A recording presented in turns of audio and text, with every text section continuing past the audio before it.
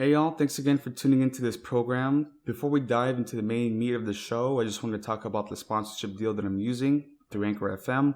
It's helped me out with distributing and exposing this show through different websites such as Spotify, Google, and Apple iTunes. So definitely check it out. If you want to start a podcast career of your own or just something on the side, really, just to make some quick cash, definitely it's something good to check out. You don't need any minimum levels or any experience, and you just hit the record button. And you can also edit through the Anchor website, so there's certainly a lot of tools that you can use there. Also, if you want to get early access, you can check out my Patreon, and just for $1, you can get 48-hour access. And from there, we can build and create something worthwhile. So definitely check it out, and thank you again for tuning in.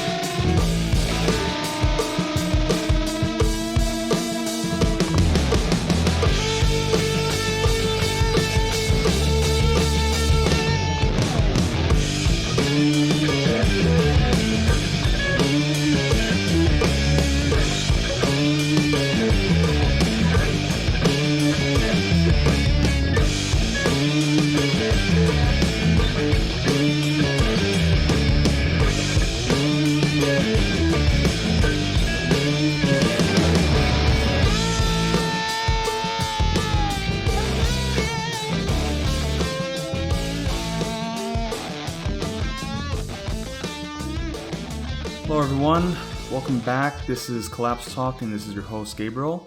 I'm hoping that you all had a safe and pleasant last couple weeks or month actually. It's been over a month since my last episode, and I do want to apologize at least for getting this out so late. I've just had a lot going on. My life is not stable, but it's I'm sure y'all understand. And honestly, doing this kind of work, doomer talking, podcasting, it's you very much have to manage your mental health. So I don't want to be always up in the chat or some other Twitter feed just oh, look at this and that. So yeah, I'm gonna record now. At least it's a pretty okay time for me to record, although I had some car problems and I'm getting that sorted out.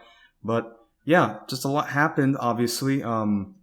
We've had the Derek Chauvin case, the Suez canal, cryptocurrency movements. So I at least want to just talk about the cryptocurrency before I do in the main segments, meaning the domestic, the international and natural fields of collapse.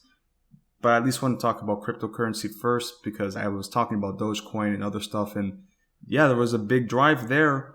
And even now that I'm looking at it, there's some movements. So yeah, unfortunately though, I was holding a good amount, but I had to make some basically emergency purchases. I mean, that was the whole purpose of getting into cryptocurrency for, emergency spending. But yeah, I had to sell off, especially before that major pump, which really, oh my goodness,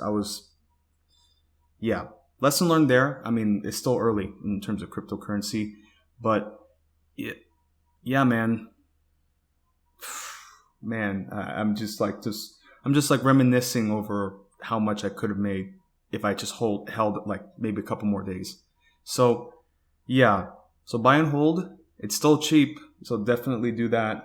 If the floor for Dogecoin stays at a quarter or so, then the next pump could be I would say into $3 or something like that. It could be big. So yeah, just gonna buy incrementally, pennies and days at a time. So yeah, another diverse cryptocurrencies. But again, I don't want that to be the main subject matter on this program. I don't want to turn into the cryptocurrency guy, but it seems viable, at least now. And, we're already having inflation problems. Like there's some significant price increases, especially in terms of food. So I'm definitely going to have to start budgeting there. I mean, I should have always been doing that, but now it's really noticeable. So, yeah. So that's at least what I wanted to open up with before I go into the main subjects, starting with the domestic imperial decline that we're experiencing here. But yeah, I mean, at least in terms of, in terms of good news, I mean, it's still a tragedy overall, but at least we have something to latch onto. Although it's still bittersweet because people are still dying, Black, especially, Dante Wright, and now we have Andrew Brown in North Carolina, and also a young girl was also shot. So yeah, man, I feel like they gave us this because it was so obvious, and I mean the police were even like just throwing him under the bus because it was just so heinous. But it really just goes to show that this overall police issue is not going anywhere, and it's probably going to continue to escalate. So yeah, I just wanted to focus at least on the Derek Chauvin trial before I continue. So I'm reading from local station, Minnesota CBS local station, WCCO, and yeah, I'll just continue on. So following nearly a year of protest, introspection, and raw emotion, former Minneapolis officer Derek Chauvin, who last May held a knee down on George Floyd's neck for more than 9 minutes, has been found guilty of second-degree murder and 2 other charges in Floyd's death. Chauvin has been remanded to the custody of Hennepin County. He was led out of the courtroom in handcuffs. The Minnesota Department of Corrections says Chauvin was booked into Minnesota Correctional Facility Oak Park Heights just before 5 p.m. as part of an agreement with the Hennepin County Sheriff's Office.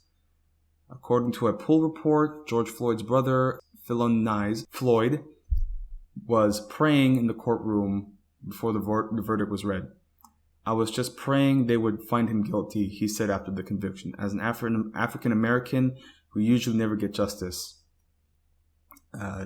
Family members of George Floyd, along with the attorney Ben Crump and Reverend Al Sharpton, held a press conference about an hour after the verdict was read. Sharpton first led a prayer with the family. Quote, "Let's lean into this moment and let's make sure that this moment will be documented for our children as they continue on the journey to justice, knowing that the blood of George Floyd will give them a trail to find a way to a better America," Crump said.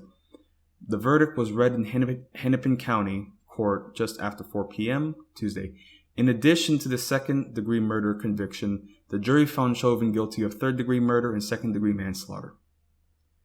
In a statement, Governor Tim Walz called Chauvin's conviction an important step forward for justice in Minnesota. Quote, "George Floyd mattered. He was loved by his family and his friends," Attorney General Keith Ellison said at a press conference Tuesday afternoon. "But this isn't why he mattered. He mattered because he was a human being, and there is no way that we can turn away from that reality." President Joe Biden and Vice President Kamala Harris spoke Tuesday evening on Chauvin's conviction. Darnella, or I should say, reading from a tweet from Caroline Cummings, quote, "Today's verdict is a step forward. Nothing can ever bring George Floyd back," President Biden says, but adds the verdict can be a, quote, "big step towards justice in America." Darnella Frazier, who recorded the video of George Floyd's death that spread quickly online on May 25th, 2020, wrote on Facebook that justice has been served.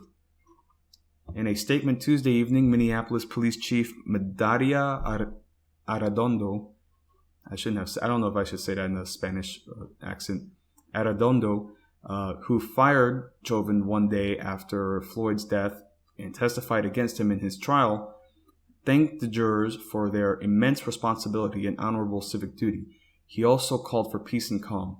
"Now is the time to use our humanity to lift each other up and not tear our city down," Arredondo said. It took the jury roughly 10 hours of deliberation to reach their verdict, about 4 hours Monday afternoon and evening, and another 6 hours Tuesday starting at 8 a.m. Chauvin was convicted on the following charges. Second-degree unintentional murder means causing death without intent by committing a felony. Second-degree manslaughter is causing death by unreasonable risk. Third-degree murder means causing death by an eminently dangerous act showing a depraved mind. Yeah, and certainly when you see his, depraved look is certainly a good description, because he, like, his eyes, he's just like, what? Like, especially when they read the verdict, he's like, wait, consequences? Like, it's just, oh my goodness, man. And then there's like thousands of police officers like this guy. Earlier Tuesday, WCCO's Esme Murphy reported that Hennepin County Court employees were notified to stop working at all downtown courthouse locations and to exit downtown immediately. Public safety officials said there would be no statewide curfew Tuesday night following Chauvin's conviction. Crowds gathered at the Hennepin County Government Center, George Floyd Square at 38th and Chicago, and in Brooklyn Center, where 20-year-old Daunte Wright was shot and killed by police in the middle of Chauvin's trial. The maximum penalty on second-degree murder charges is up to 40 years of prison, and the third-degree murder charges carries a sentence of up to 25 in prison.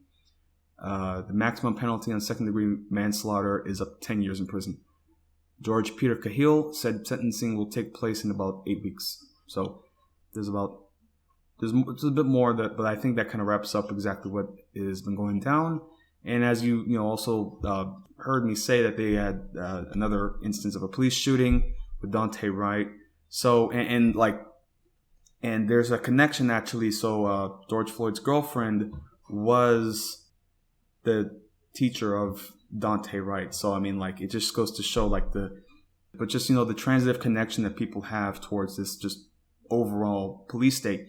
So yeah, so I'm gonna go ahead and read at least about this Daunte Wright case, because this also brought looting and also unrest. And I mean, there was basically military occupation in Minneapolis during this whole trial. So I think, I mean, there was the defense was actually trying to sequester the jury, so because they didn't want this outside influence of agitation. I guess they were framing it in that way.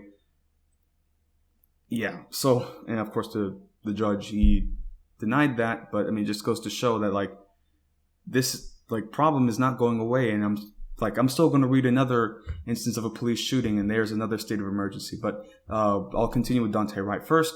So the parents of Daunte Wright, a 20-year-old black man who was shot and killed by a white officer in Minneapolis suburb on Sunday, said they can't accept the notion that their son's killing was a mistake. Quote, "I lost my son. He's never coming back," Daunte Wright's father, Aubrey Wright, told ABC News Roberts in an exclusive interview Tuesday on Good Morning America. "I can't accept that. A mistake? That doesn't even sound right," he added. "The officer has been on the force for 26 years. I can't accept that." Daunte Wright was driving in Brooklyn Center about 10 miles northwest of Minneapolis when he was stopped by police on Sunday afternoon. The officers initially pulled him over for an expired registration tag on his car, but determined during the traffic stop that he had an outstanding gross misdemeanor warrant, according to Brooklyn Center Police Chief Tim Gannon. As police attempted to take him into custody, Daunte Wright re-entered the vehicle and one of the officers fired their weapon, striking him. The officer, identified by authorities as Kim Potter, a 26-year veteran of the Brooklyn Center Police Department, intended to deploy her taser instead of her gun when she accidentally shot Daunte Wright, Gannon said. Sped off, traveling several blocks before crashing into another vehicle. A female passenger in Daunte Wright's car sustained non-life-threatening injuries during the crash and was transported to a nearby hospital. The passengers in the other vehicle were not injured, according to Gannon. Officers and medical personnel, quote, attempted life-saving measures on Daunte Wright, but he died at the scene, Gannon said. Daunte Wright's mother, Kim Wright, told ABC News that her son had called her during the traffic stop. She said he told her that the police had pulled him over due to air fresheners hanging in his rearview mirror. She told him to take them down and to let her speak with police over the phone if they asked for his car insurance so that she could give them the information. That's when she heard police ask her son to step out of the vehicle. Quote, Daunte said, "For what? Am I in trouble? I heard the phone getting put down pretty hard. Katie Wright said on GMA during Tuesday's exclusive interview, quote, and then I heard scuffling and the girl that was with him screaming, and I heard an officer ask for them to hang up the phone, and then I didn't hear anything else. Tried to call back 3-4 times, and the girl that was with him answered the phone and said that they shot him and that he was lying in the driver's seat unresponsive. The mother recalled, with tears streaming down her face.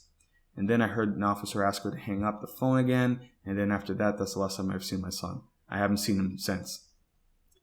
She said she's unsure why the situation escalated. Quote, I know my son was scared. He's afraid of the police, and I just seen and heard the fear in his voice. She added, quote, but I don't know why, and it should have never escalated the way it did. The mother described her son as, quote, an amazing, loving kid who had a big heart, bright smile, and loved basketball. Quote, he had a 2-year-old son that's not going to be able to play basketball with him. He had sisters and brothers that he loves so much. Katie Wright said, quote, he just had his whole life taken away from him.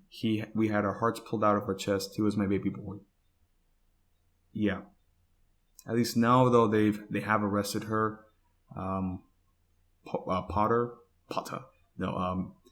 They've arrested her on manslaughter charges. I mean, it seems just like gross negligence, incompetence. You would be able to know which, it's, I don't know. You should be able to know the difference between a taser and a gun. Like if you're in the police force, especially after 26 years. So it's yeah. I mean, she was a training officer. Yeah.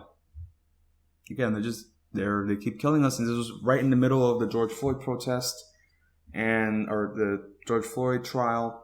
And yeah, I mean, honestly, though, I haven't been keeping up with like these demonstrations as much because, I mean, it's just the same thing over and over. Or at least it's just not as escalated and violent as it was in the summer, although time will tell if we do get riots. But yeah, man, so, I mean, it's just not going away, this police issue. It's just not. And of course, they're also trying to dig up whatever dirt they can on Dante. I mean, they're posting pictures of him with a gun. Like, oh, look, he posed with the gun. Yeah. Whenever I see those situations of, people posing with their guns, I mean, like, I don't usually do that sort of thing. I don't necessarily approve of, like, trying to look tough with your gun, but, you have a right. I mean, it's your gun. It's your piece. It's just, yeah, it's merely the optics because a situation like this happens and then they're going to pull out whatever they can. Because believe me, if something happens to me, they're going to pull out this podcast and all the things that I've said, all the things that I've posted online, with zero context, which, I mean, I'm obviously trying to be provocative with the things I say, but, people, they would much rather frame you as some sort of menace or a threat rather than, looking at the substance of what you're saying. They can't necessarily combat intellectually, so they have to use other ways of manipulation and depicting of essentially their rivals.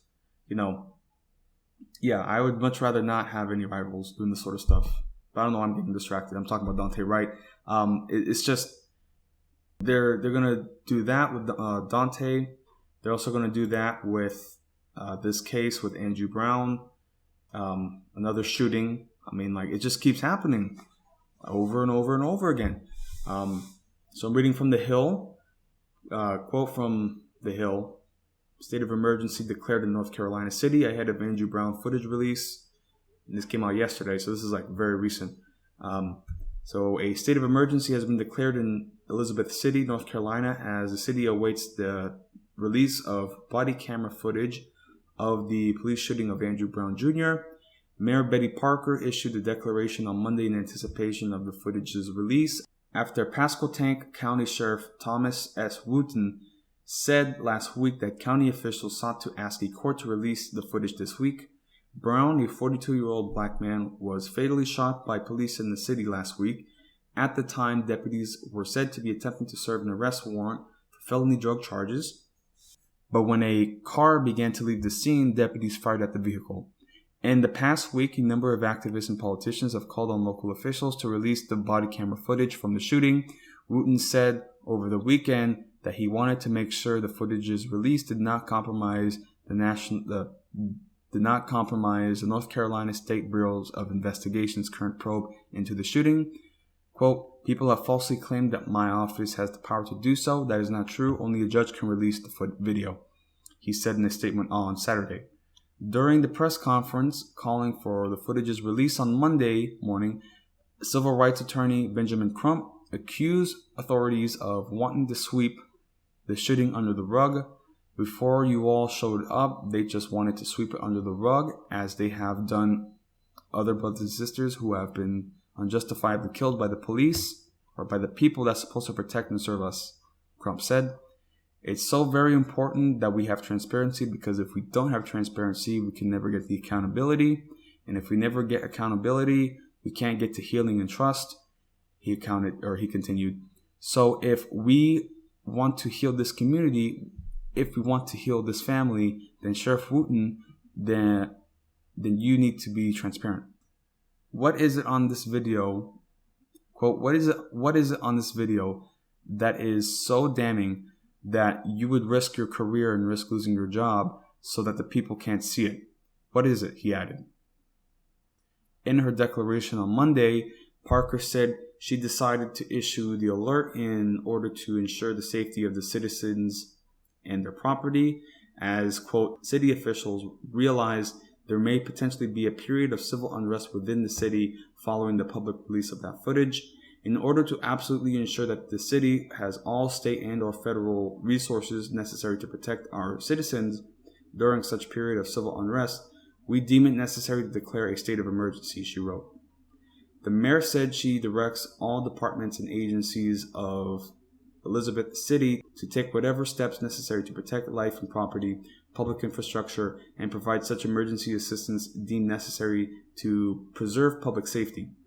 The alert was scheduled to begin on Monday at 8 a.m. and will continue, quote, until deemed no longer necessary to protect their citizens from and such threat to their safety, the order stated. Parker also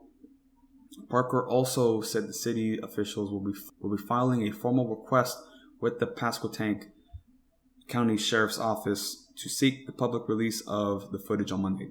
So again, this is just a repeat of what we had just been through.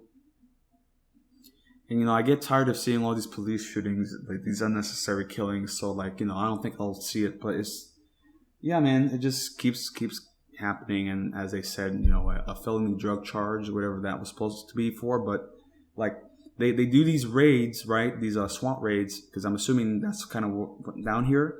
And it's like a raid out of, Fallujah, where, they're trying to get insurgents. It's just... So when they see a fucking car, I guess, they just shoot him. Was it he didn't even have a warrant for him? So yeah. Wow, man. Again, just unnecessary killing. People keep dying and nothing changes. And yeah, man. I don't know, man. I get tired of all this stuff. That's why I kind of take it easy when it comes to releasing content, because it's just nothing's changing. What the fuck is changing, man? Really. I'm still under the same boot as before. It's just a different, it's just frustrating. I feel like we're entering a phase of authoritarianism where people are purely concerned about their side winning and no longer standing for any kind of principled positions. And, that's not good, because you look at, I've been recently binging a lot of Roman history, especially the fall of the Roman Republic. And, that factionalism is parallel to today. I mean, it's pretty obvious, although, at least the Romans, had, adequate infrastructure. At least they had something. Yeah, I don't know, man. Wow, man. Anyway, I do want to at least talk about, steps that are being put in place to reduce this militarization of our police force. But, it's mainly coming from, House representatives. Meanwhile, there's other statistics that show that the 1033, which is the program that allows the Department of Defense to lend equipment Two police departments. I'll elaborate. So first I want to talk about the House Democrats' push from the Hill, and they're pushing Biden to limit transfers of military-grade gear. So reading, more than 24 House Democrats are pushing President Biden to issue an executive order banning the transfer of military-grade weapons to local police departments. In a letter to be sent to the White House on Tuesday afternoon, this article was out on the April 6th. Tuesday afternoon, the lawmakers led by Representative Hank Johnson of Georgia argue an executive order is, quote, a reasonable step towards demilitarizing our police forces while preserving the safety of our communities. Quote, decades of militarization of our nation's law enforcement have led to some police departments looking more like an occupying army than a community-based regulatory arm of state and local government. The 29 Democrats wrote in the letter, a draft of which was obtained by the Hill, quote, our neighborhoods need to be protected, including from dangers posed by the militarization of police, they added. Quote, this reasonable step falls squarely within your executive authority as President of the United States.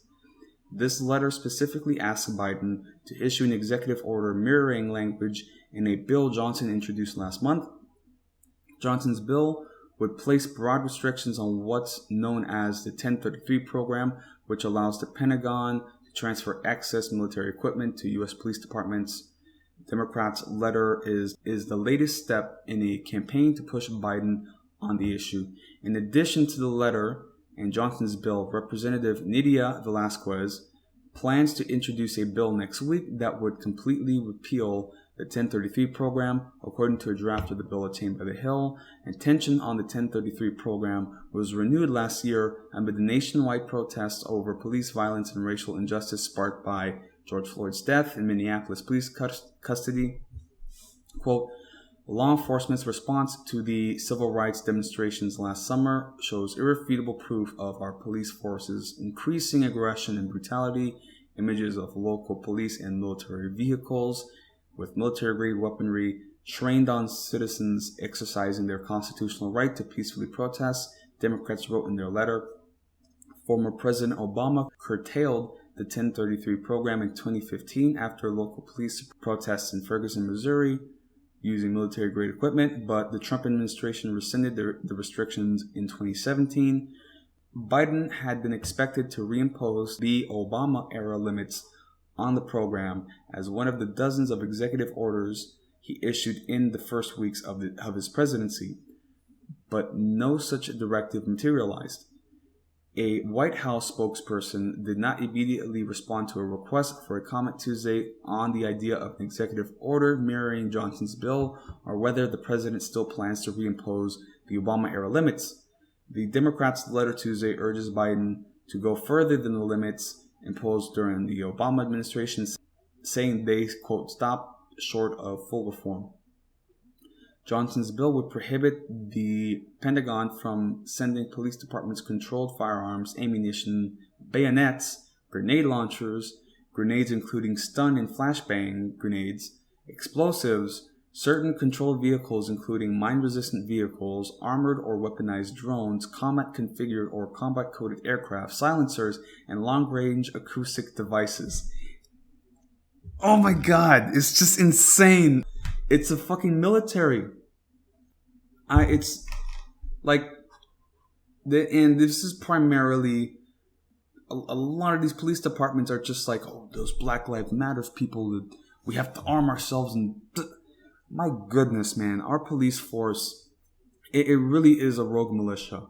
I cannot I've never met a cop, and I live in like a small town, like college town, so a lot of these cops do not like people like myself, young college students, especially non-white college students. Like, oh my goodness, man.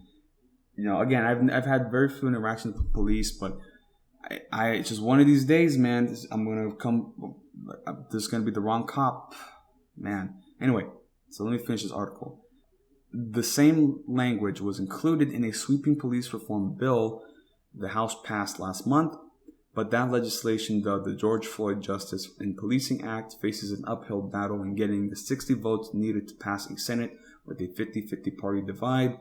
The letter argues Johnson's bill, quote, not only fixes what is broken, but does so without compromising the integrity of the parts of the program that provide integral office and safety equipment to law enforcement agencies. Quote, we believe that the provisions of my bill, the Stop Militarizing Police Enforcement Act, in the form of an executive order, is a necessary step to implement common sense reforms to the 1033 program, end quote, the lawmakers wrote. Quote, only you, Mr. President, have the power to make this change immediately. And he absolutely has that power. The police are under the executive branch, so he can just do it. Again, man, there's so much that he can do, and he's just framing it within, well, I don't know if I have the authority. No, you do. You do. Yeah. So, I'm going to read more on this 1033 program and just the different graphs that are available. So I'm reading from just a blog post, a Substack post. Steven Semler, and he's I'm guessing a security analyst, national security analyst. So I'll just read what this post is on. Yeah. So really it's the flow of military equipment to police through Q1 of 2021. And the situation, the Pentagon's 1033 program is the primary mechanism by which police acquire military hardware. Most of the items transferred are innocuous, but that's only in terms of quantity. In terms of value, combat gear dominates the ledger. Not surprisingly, the latter fact typically escapes police DoD discourse. Materiel is what's counted here. The values below reflect that of military hardware, controlled equipment, transferred through the 1033 program, and not the office supplies or generators or t-shirts or whatever, quote, uncontrolled equipment. So they looked at this control, they showed what exactly was transferred in terms of controlled equipment. So most common items sent to police this quarter were firearm magazines, 940 total, 600 for 9mm pistols, 331 for 5.56mm rifles, M4, M16s, and 9 for 7.62 rifles, M14s, presumably. Military vehicles, 246, comprise most of the total acquisition value, 21 million out of 33 million. And then there's other key findings of the quarterly reports. Key findings, a quarterly average of 1033 controlled transfers from 2013 to 2016 was 61 million, 2017 to 2020, 29 million, and the first quarter of 2021, 33 million. So yeah, it's a pretty substantial transfer. I mean, you can see in this chart. I don't have the screen recorder on, but yeah, you see in 2014, 2015, Ferguson, Missouri, went up to 200 million, and then it has subsided, but now it's starting to pick back up. So yeah, I mean, they're continuing this transfer of militarization, and I don't think it's going to go down. I don't think it's going to slow down anytime soon. The military equipment police have received through the 1033 program is now Biden's policy. By him not doing anything about it, it makes it Biden's problem. The Defense Logistics Agency released its quarterly update last week, indicating that nearly 34 million in military gear went to police through the first quarter of this year, up from 12 million from the last quarter, or up 9 million from the third quarter of 2020, or up 10 million from the second quarter of 2020. Biden didn't respond in any way. That's a tacit endorsement approval. Nor did he do anything about it, nor did he do anything about the 1.4 billion already out there since 2013 when he took office. He sided with police unions instead. 1033 transfers aren't like arms export sales. The military gear that flows through 1033 is on a conditional loan. The material can be taken back. Biden can order it to be done himself without Congress. He has not. This chart reflects his policy decision. So, yeah, he absolutely can, do something about it. So, yeah, the total acquisition value of these transfers is 1.4 billion. Here's a wild, prediction, though, because I believe that if he ever made such an order, you would see police departments mutinying. Yeah, I would not. I mean, I've been, reading about the Yugoslavia collapse, and yeah, I mean, like, police departments like mutinied, and it's gonna get wild, man. On what planet? There's all sorts of like MRAPs in this town already, and this is just a college town. It kind of makes sense though, because there's like maximum security prisons like right off the city, so makes sense. That's like worst case scenario, but still, it's like a part of me also thinks that they have those weapons and that gear because of the college as well, because we don't want no socialist commies trying to take over. Jesus, man. But yeah, so that is what is being done so far to address these problems in our police departments. The militarization, largely linked with the war on drugs. So it's just yeah. This is only going to get worse. I'm sorry. You can convict these officers all you want, but it doesn't change the overarching police state problem that we have. I mean, like, the police officers, like, they honestly expect people to pay their meals whenever they go out and stuff like that.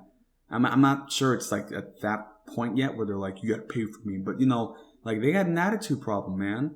A lot of cops have an attitude problem. Like, I remember working at this restaurant position. I'm just like minding my own business, and these fucking cops are like eyeing me down. And I'm like, I'm just working. I'm literally doing what y'all want me to do, and I'm still like a target. Like, Jesus Christ, man. You could be like the most innocent person, and if you fit a certain profile for them, they're gonna make your life terrible. So I mean, and there was like another, like, there's a real sociopathy problem also. Like, I was reading another report of like these officers looking at a video of this like elderly woman that they've like manhandled and like disjointed her shoulder, like, and they're just like, yeah, like it's fucked up, man. Like, so the idea of revolution and stuff like that, like, you're gonna be up against like some real depraved fucking monsters, man, because they're domestic abusers, highest rate of domestic abuse. I mean, they view themselves as like warrior cops.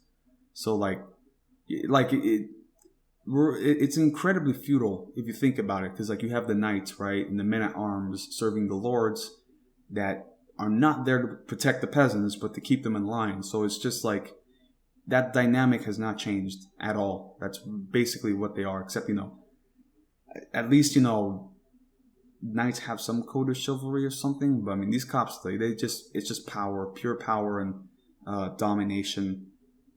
I mean, for real, man, they're sick in the head. And like, I've seen a lot of different cops, and they've just, yeah, man. Anyway, so that is at least what I wanted to talk about with the concern of like the George Floyd protest, just police state problems that we're currently facing, and yeah.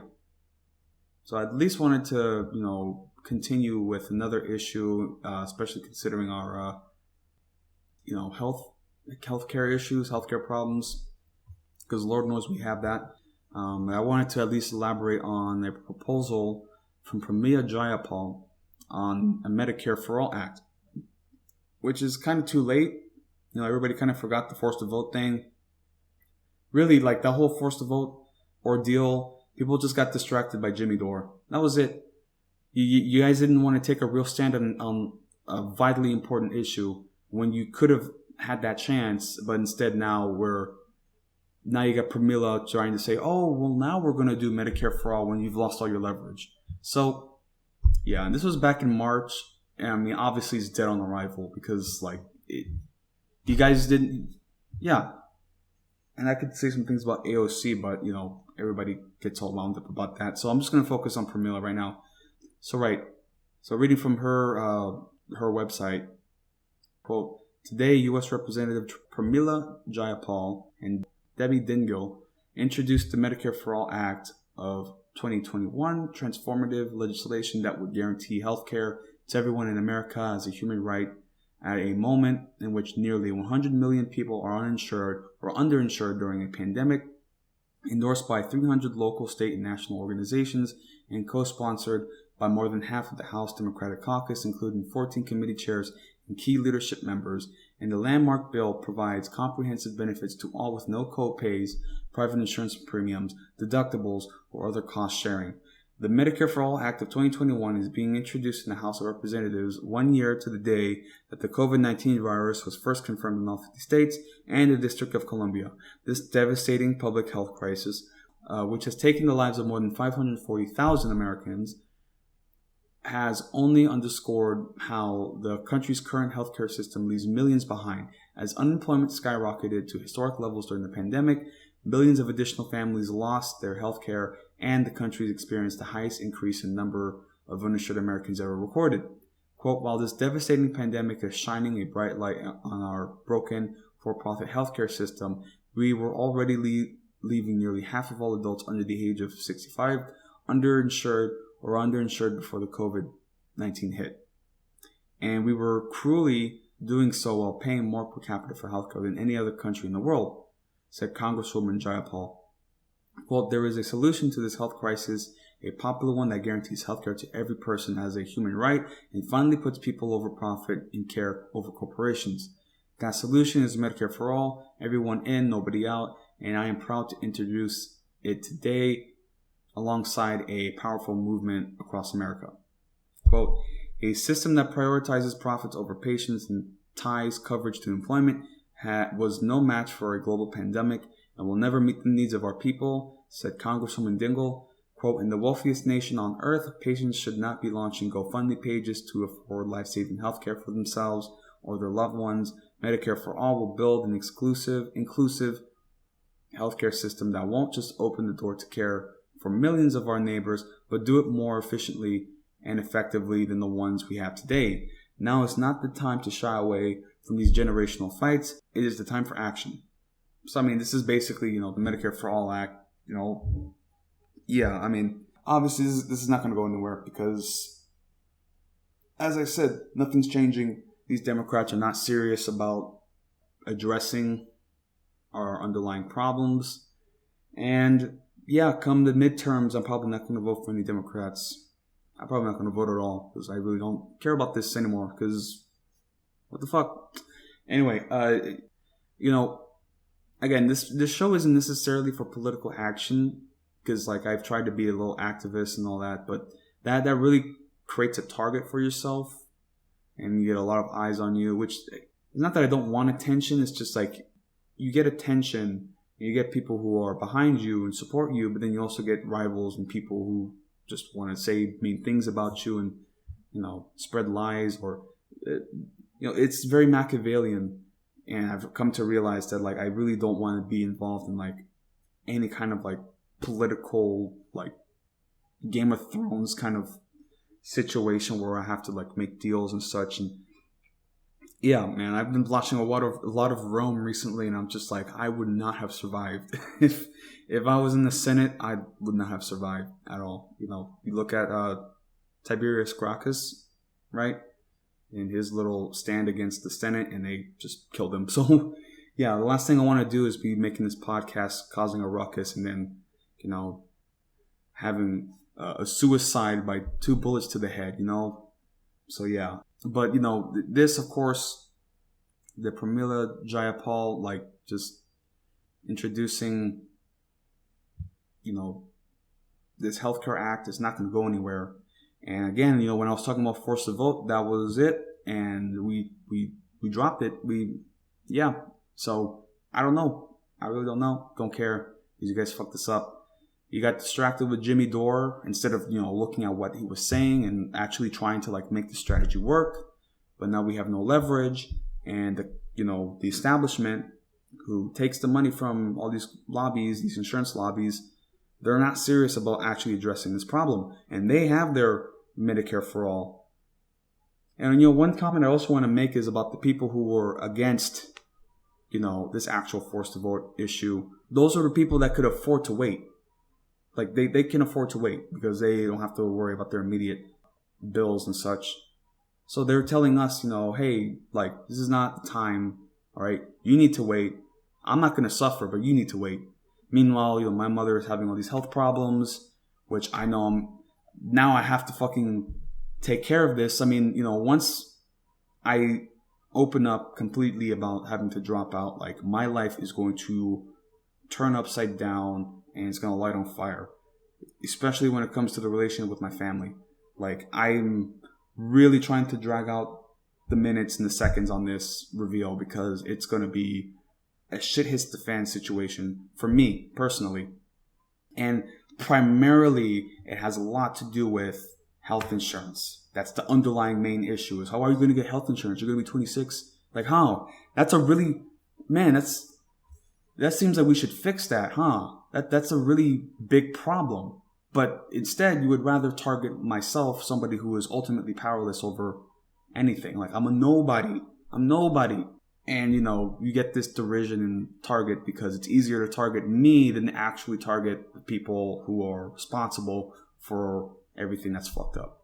So, again, I am getting distracted. I just have a lot to say because it's been a while since I've recorded. But, when I'm doing this program and this podcast, I'm naturally going to have to live a bit of a rebellious lifestyle. Like, I guess I haven't seen Rebel Without a Cause, but, I do have an underlying cause, but, it's just misunderstood because people have their head up their asses, and I definitely don't want to sound like grumpy and everything sucks, and I don't want to sound like that at all, but it's just, you need somebody like me to, to set things straight, I guess. I don't know. I'm usually the one who's always explaining everything in my immediate social circle. So that's why I do this podcast. So at least I can get all that stuff out of my chest and I can focus on, like, man, you see on the game last night? Even though I don't watch sports, but yeah. So again, that was a bit of a tangent, but I want to continue on because, this was just it's like a wet sock. Like, they just threw it. Like, hey, here you go. Like, it's too late, man. It's too late. Anyway, at least we have this sliver of good news. In New York City. So New York City has now legalized marijuana. And I'm actually reading from Vice News. Considering Japanese citizens living in New York, where the government has said, to abstain from it, don't smoke. On March 31st, New York became the 15th state to legalize recreational marijuana.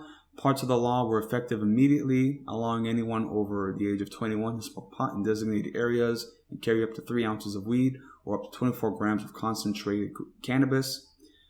For weed users and advocates, passage of this law was widely celebrated. It paves the path for homegrown cannabis plants, weed cafes, and potentially fewer high-strung New Yorkers. That's for sure. It's going to be awesome on the subway. But for Japanese citizens living in New York, laws on the other side of the world could give them pause before lighting up. Just hours after the legislation, the Consulate General of Japan in New York issued a warning that Japanese citizens and tourists who smoked weed in the state could still be punished under Japan's anti-cannabis law. Quote, never touch cannabis, even if it's illegal in the country or region you're currently visiting or living in, the mission said in a statement. The foreign ministry in Japan had also urged citizens living in New York or New Jersey, another state that recently legalized recreational cannabis, to abstain from the drug. Though Japan's anti-cannabis laws do not ban smoking, possession could land one up to 5 years in jail. The country is known to have some of the harshest laws on weed, despite the relatively low number of users. Only 1.8% of the population has smoked at least once in their lifetime, according to recent data. Only 1.8% of the population has smoked at least once in their lifetime, although recent data shows an upward trend in weed users. In 2020, 5,034 people were arrested over cannabis-related crimes in Japan, the highest on an official police record. I don't want to go too long into this, but they talk about just underlying issues in Japanese society where it's not necessarily addressed, addiction and drug problems.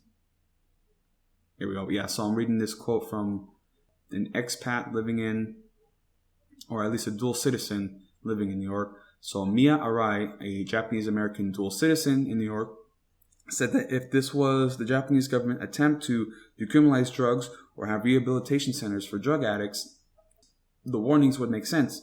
Quote, but the last time I was there, I don't remember seeing or even hearing about any recovery centers, so I'm not confident that that's what their objective is, she said. Quote, also Japan, from my experience, is a really hush-hush country, so I'm also not surprised that they don't have that many or make it known that there are drug recovery centers, considering they barely advertise their therapists or other taboo doctors and services. I'm reading from another student, actually, so Matsui said, quote, my business as an American-Japanese citizen shouldn't be of concern to them or for me, since weed is finally legalized here and they can't tell me nothing about how I should feel about marijuana. It's none of their business. So it would be wild if, like, because, you know, when you do your visa, they show like which airport you're in. It would be wild if, like, they drug test you if they see that you're in New York. That would be crazy. So we'll have to see about that. But yeah, you know, I mean, it's good at least that marijuana is legal. I mean, I remember smoking on the corner with my cousins on New Year's night. I'm just like, is this safe? So now, you know, this is going to be nice at least to, you know, go to the Bronx and then, you know, people are going to be more chilled out. Like, this could be really, like, good for, like, crime and stuff, or in the decrease of crime. Certainly, I mean, obviously, right? Because no longer getting slapped for drug possession. And they showed statistics like 94% of people who were arrested, especially with the stop and frisk that they recently, done away with. Even after they had done away with it, they were still stop and frisk. But like, yeah, man, like, it was obviously targeting people of color, and now they're doing away with that. Although we could see about like opioids and narcotics, how they're going to treat that. But yeah, although I have been reading that many are suspecting that this,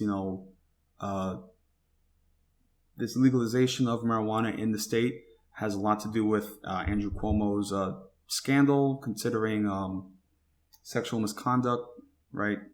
So yeah, it could just very well be like a distraction where people are like, "Hey, man, you suck. Oh, okay. Well, here's a free pot. Please leave me alone." So yeah. So at least we have that going for us. And New York City now, I'm definitely going to be looking forward to the next visit. And yeah, that's what we have going on there. Sucks for those Japanese citizens, though.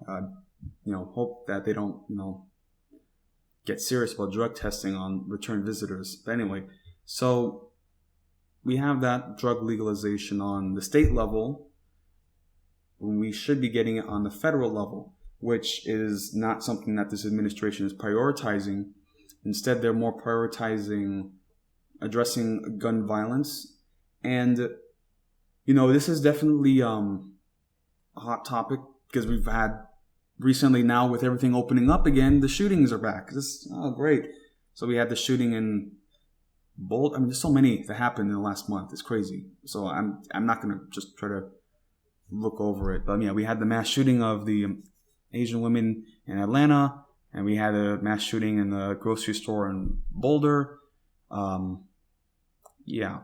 But anyway, so in the face of all this, and of course with this administration, we're going to definitely see more and more mass shootings.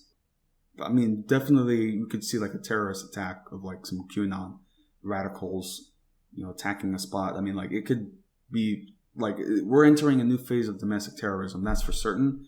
But what's going to happen with that is the federal government is going to start to tighten the grip in terms of gun control and all that good stuff, which, it's not that I'm like pro-gun and rah-rah, like we need those guns, but, I understand the value of needing to protect your property and your livelihoods. And, look, man, this country has had a history of race riots and lynchings. Like, you think I'm going to fucking give up my AR-15 in Texas? Are you fucking insane? Like, that's why I have it. Because I'm not going to wait for the police because they're not going to protect me. Come on, man. Anyway, so the Justice Department has come out with new guidelines. Primarily, they're talking about ghost guns and red flag or national red flag law. So I'm just going to read through all three points. And I'm reading it from the White House government website. So first one, the Justice Department within 30 days will issue a proposed rule to help stop the proliferation of, quote, ghost guns. We are experiencing a growing problem. Criminals are buying kits containing nearly all of the components and directions for finishing a firearm within as little as 30 minutes and using these firearms to commit crimes. When these firearms turn up at crime scenes, they often cannot be traced by law enforcement due to the lack of serial number. The Justice Department will issue a proposed rule to help stop proliferation of these firearms. Next one, the Justice Department within 60 days will issue a proposed rule to make clear when a device marketed as a stabilizing brace effectively turns a pistol into a short-barreled rifle subject to the requirements of the National Firearms Act.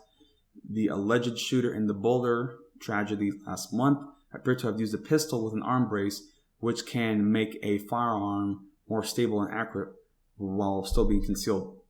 The Justice Department within 60 days will publish a model red flag legislation for states.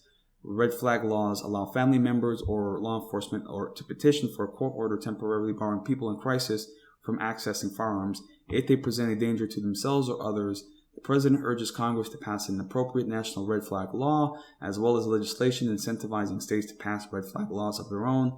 In the interim, the Justice Department's published model legislation will make it easier for each state to want to adopt red flag laws to do so.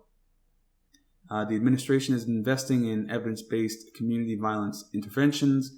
Community violence interventions are proven strategies for reducing gun violence in urban communities through tools other than incarceration. Because cities across the country are experiencing a historic spike in homicides, the Biden-Harris administration is taking a number of steps to prioritize investment in community violence interventions. And they have 3 points. The American Jobs Plan proposes a $5 billion investment over 8 years to support community violence intervention programs. A key part of community violence intervention strategies is to help connect individuals to job training and job opportunities. The U.S. Department of Health and Human Services is organizing a webinar and toolkit to educate states on how they can use Medicaid to reimburse certain community violence intervention programs like hospital-based violence interventions. 5 federal agencies are making changes to 26 different programs to direct vital support to community violence intervention programs as quickly as possible. These changes mean we can start increasing investments in community violence interventions as we wait on Congress to appropriate additional funds. And continuing on, the Justice Department will issue an annual report on firearms trafficking. In 2000, the Bureau of Alcohol, Tobacco, and Firearms issued a report summarizing information regarding its investigations into firearms trafficking, which is one way firearms are diverted into the illegal market, where they can easily end up in the hands of dangerous individuals. Since the report's publication, states, local, and federal policymakers have relied on its data to better thwart the common channels of firearms trafficking, but there is a good reason to believe that firearms trafficking channels have changed since 2000. For example, due to the emergence of online sales and proliferations of ghost guns, the Justice Department will issue a new comprehensive report on firearms trafficking and annual updates necessary to give policymakers the information they need to help address firearms trafficking today. And lastly, the President will nominate David Chipman to serve as Director of the Bureau of Alcohol, Tobacco, and Firearms. ATF is the key agency enforcing our gun laws, and it needs a confirmed director in order to do the job to the best of its ability, but ATF has not had a confirmed director since 2015. Chipman served at ATF for 25 years and now works to advance common sense gun safety laws. So that is what they're proposing. I believe there's also like a gun rights case that's going on in the Supreme Court right now over the ability to conceal a firearm outside the home. So there's that. But I did want to talk about this guy, Chipman, who's going to be the new ATF director. They said he's been serving for 25 years, but it comes to find out, it has been revealed that he had a role in the Waco siege with the Branch Davidians. Yeah, so that lets you know, what exactly he's been involved in. I mean, I'm not, it's not that I'm defending the Branch Davidians in the sense of like, because I don't usually, like religious cults, but like we've come to realize now that whole siege was a fiasco and a violation of their constitutional rights and so on and so forth. And, and this new guy is going to be the next director of the ATF. And who knows what's going to happen after that. But, I did want to say, the whole, attempt to stop the proliferation of ghost guns, right? And red flag laws, and also this short barrel rifle regulation.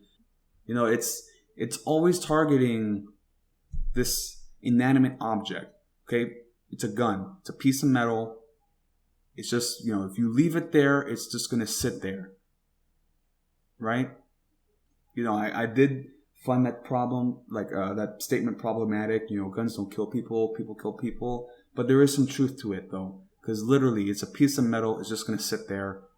And yeah. So, when I had all these problems when I bought my guns, which is only 2 of them, it was like, oh, okay, this is what people think of me. Because I have never had any violent tendencies, never had any fights in school. I hated wrestling. I hated football. I tried to quit because I didn't like the aggressive attitudes there.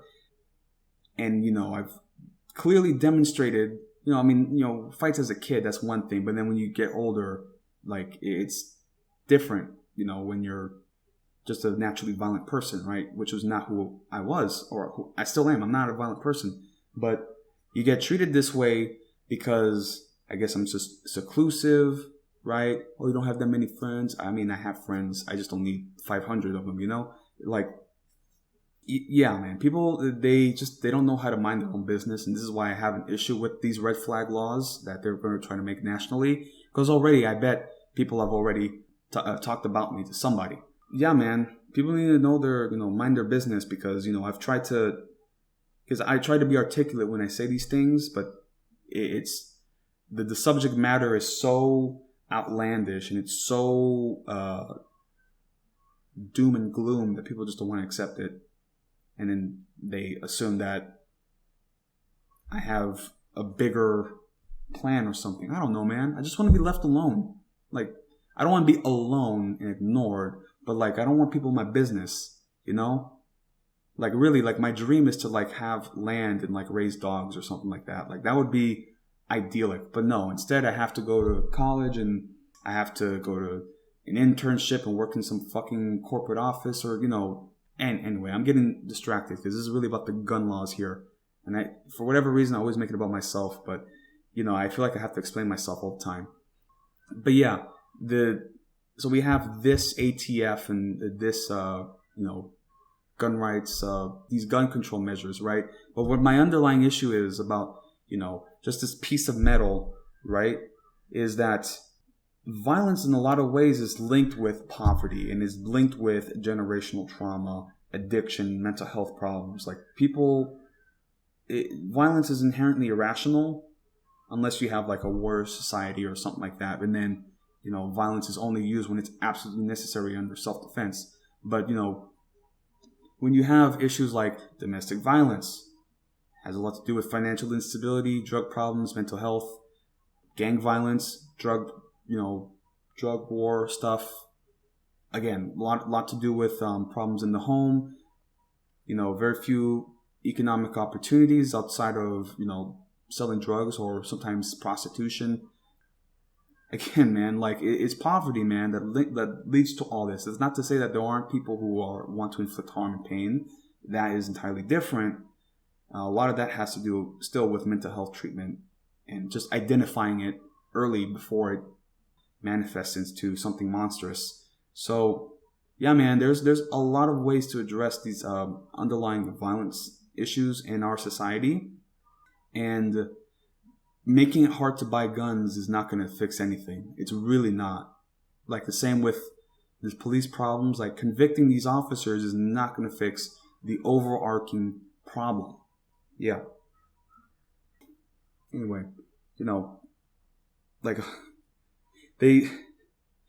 people always talk about, oh, well, you always played these shooting games growing up. Yeah, well, hey, I also played The Sims, and I don't have a house or family of my own. So, it's just a game, man.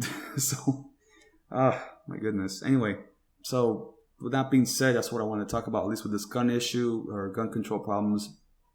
And now it's going to get really weird. These next two articles I'm going to talk about, both from Politico. And the first one is considering the Matt Gaetz pedo scandal. I mean, this is something like, this guy is like one of like the QAnon guys in Congress, and he is like the fucking creep pedo. I mean, looking at this guy, he's clearly inbred. Like, you look at some people and you're like, this person's inbred, and Matt Gaetz is one of them. This guy is obviously inbred, because there's no way there's somebody that's that naturally ugly.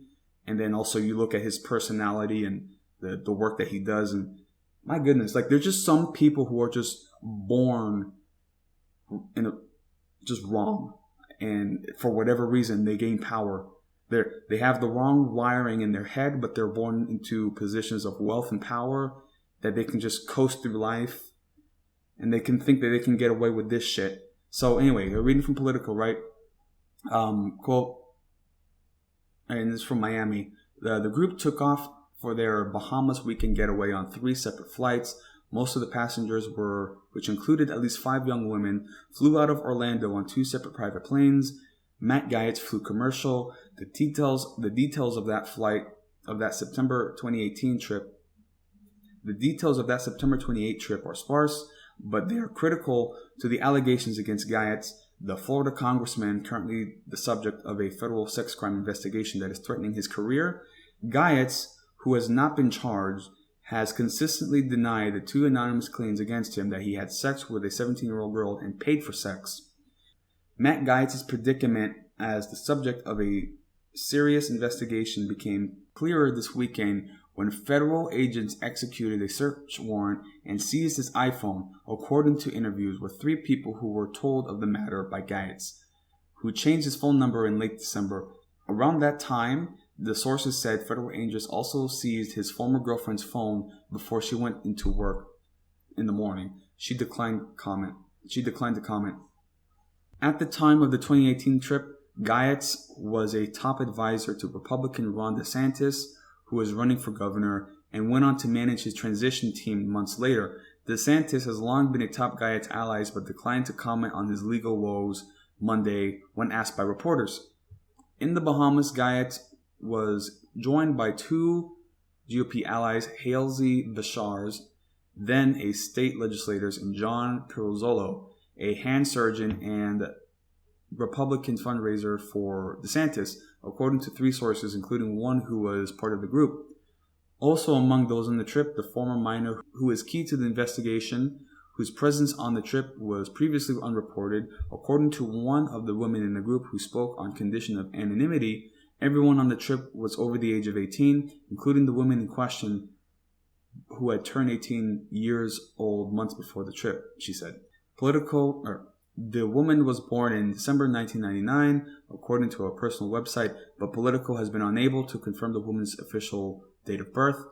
No one on the trip engaged in prostitution, the source said, but questions surrounding the ages of some of the women surfaced immediately upon their return. 3 of them looked so young when they returned to Bashir's private plane that U.S. Customs briefly stopped and questioned him, according to sources familiar with the trip, including a woman on the flight.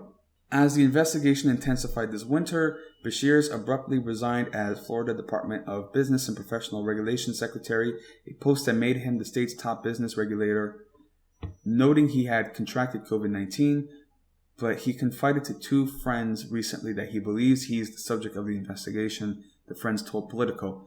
Bashir's refused comment, and his lawyer did not return calls. Both the lawmaker and his former girlfriend declined to comment. Conspicuously absent from the 2018 Bahamas trip was another official in their circle, former Seminole County tax collector Joel Greenberg, whose alleged criminal conduct sparked the wide-ranging investigation. Indicted last August for sex trafficking the underage girl in question, federal authorities say occurred between May and November 2017. Greenberg is currently in jail and reportedly contemplating a deal with federal prosecutors as he faces 33 charges, including federal stalking and a host of financial crimes. In July 2020, As the full scope of his legal troubles were coming into view, Greenberg made a failed attempt to get politically connected friends to ask Guyot to get President Donald Trump to pardon him, two of the friends told Politico. Greenberg was not invited to the Bahamas, the three sources said, because of a conflict with Pirozzolo's girlfriend. Pirozzolo's, who recently told patients that his office was closed due to family emergency, could not be reached for comment, nor could his lawyer or girlfriend. The woman whose age is in question also declined to comment on the case, in which investigators are also examining whether sex was explicitly exchanged for drugs or money. Politico is withholding her name because she is the alleged victim of a sex crime. Before his indictment for sex trafficking the underage girl, Greenberg told a mutual friend in August 14th WhatsApp chat last year that federal agents sought to speak to her, but she was unwilling. So I'm going to continue on, but this is pretty wild. I mean, it just goes to show, like, people in positions of power are just depraved and maniacs and predators. Yeah, man, this is just something else. But I'm going to at least wrap up the last paragraph, because they talk about the gray area of the situation, whether or not this is like a sugar daddy thing or prostitution, sex trafficking, human trafficking, right? So Lawrence Walters, a First Amendment lawyer in Orlando who has represented sugar daddy websites and clients accused of prostitution, said prosecution in such cases can be difficult. Quote, every type of dating relationship has an exchange of value. It's largely why law enforcement hasn't wanted to weigh into these sugar daddy type relationships area, because of that tremendous gray area, Walters said, noting the distinction between dating and exchange of value in a relationship versus all-out commercial prostitution. We don't have a lot of court rulings on that. Prosecutors tend to focus on very clear cases so they don't get into these issues. But if they wanted to pursue sugar daddy type relationships, dating relationships, there are very thorny personal, societal, and constitutional issues that they have to deal with. So, yeah, I guess that's the defense that they're going to go with. Like, they're of age. Like, they have to sort that first. And then they have to, make it like, oh, it was a consensual deal. And, like, yeah, when you think of the sugar daddy situation, and, again, personally, I think sex work should just be, whatever. Like, honestly, like, how many times where I could have been like, I should just hit a brothel up. But, of course, that's not available. So I would have to get some girl off the street, which is not something that I've ever done, and nor do I want to do that because it's not safe, obviously. Anyway, with this situation, right, with sex trafficking of a minor 17-year-old across state lines, they're saying that he could go, for the rest of his life, really. Yeah, man. And it's so, and then, I was watching one of Hassan's streams, and he was just going through Guy's Twitter, and he posts a lot with young girls, especially, so this does not look good. It's so gross, man. Oh my God. It's just gross, man. There's kids, man. Like, I don't understand how anybody can sexualize that. Jesus Christ. It's like, they're gross, man. Like, come on. Like, you have a fully developed woman. Usually a lot of these, like, predator guys, they just can't they can't deal with women their own age, so they have to fucking go after young girls, impressionable girls, because they're, the young girls, all they see is the money and the power and the maturity, quote unquote maturity. Yeah, man. It's exploitative and predatory, obviously. This is still something that's under investigation, but he is fighting it. He's really fighting it. And who in the world is a Matt Guyot stan? Like, who? Wow, man. And then they also had him speaking at a women's first conservative rally. Oh my goodness. I hate everything so much. Man, this is truly hell world. Man, but that's at least what's happening for now. But I think he could seriously get clapped, because like the FBI, like Marshal Services, like they do not mess around with that. That's pretty universal, That's at least something that we can all agree on. Like, that's pretty heinous, and he has to go. Like, you're dealing with somebody in a position of power, and we also had the Ghislaine Maxwell, like, That is also under investigation and still continuing. Like, it's insane, the level of sex trafficking. It's insane, and it's like the worst it's ever been.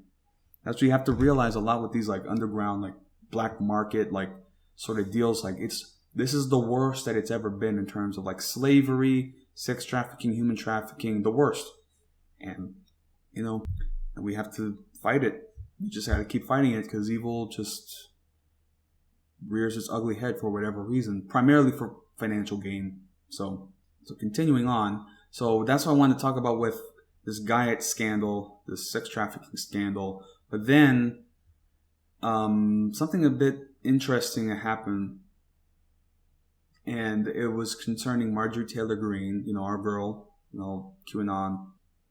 Yeah, they are proposing a white American congressional caucus, uniquely Anglo-Saxon values, or whatever the fuck. Like, it's Jesus, man. Right. So reading from Politico, reports that Representatives Marjorie Taylor Greene and Paul Gosar, or Marjorie Taylor Greene is from Georgia, and Paul Gosar is Arizona, are planning to launch a House caucus based on, quote, uniquely Anglo-Saxon, read white people, traditions, as GOP leaders and Democrats protesting the embrace of blatant racism by some in the chamber.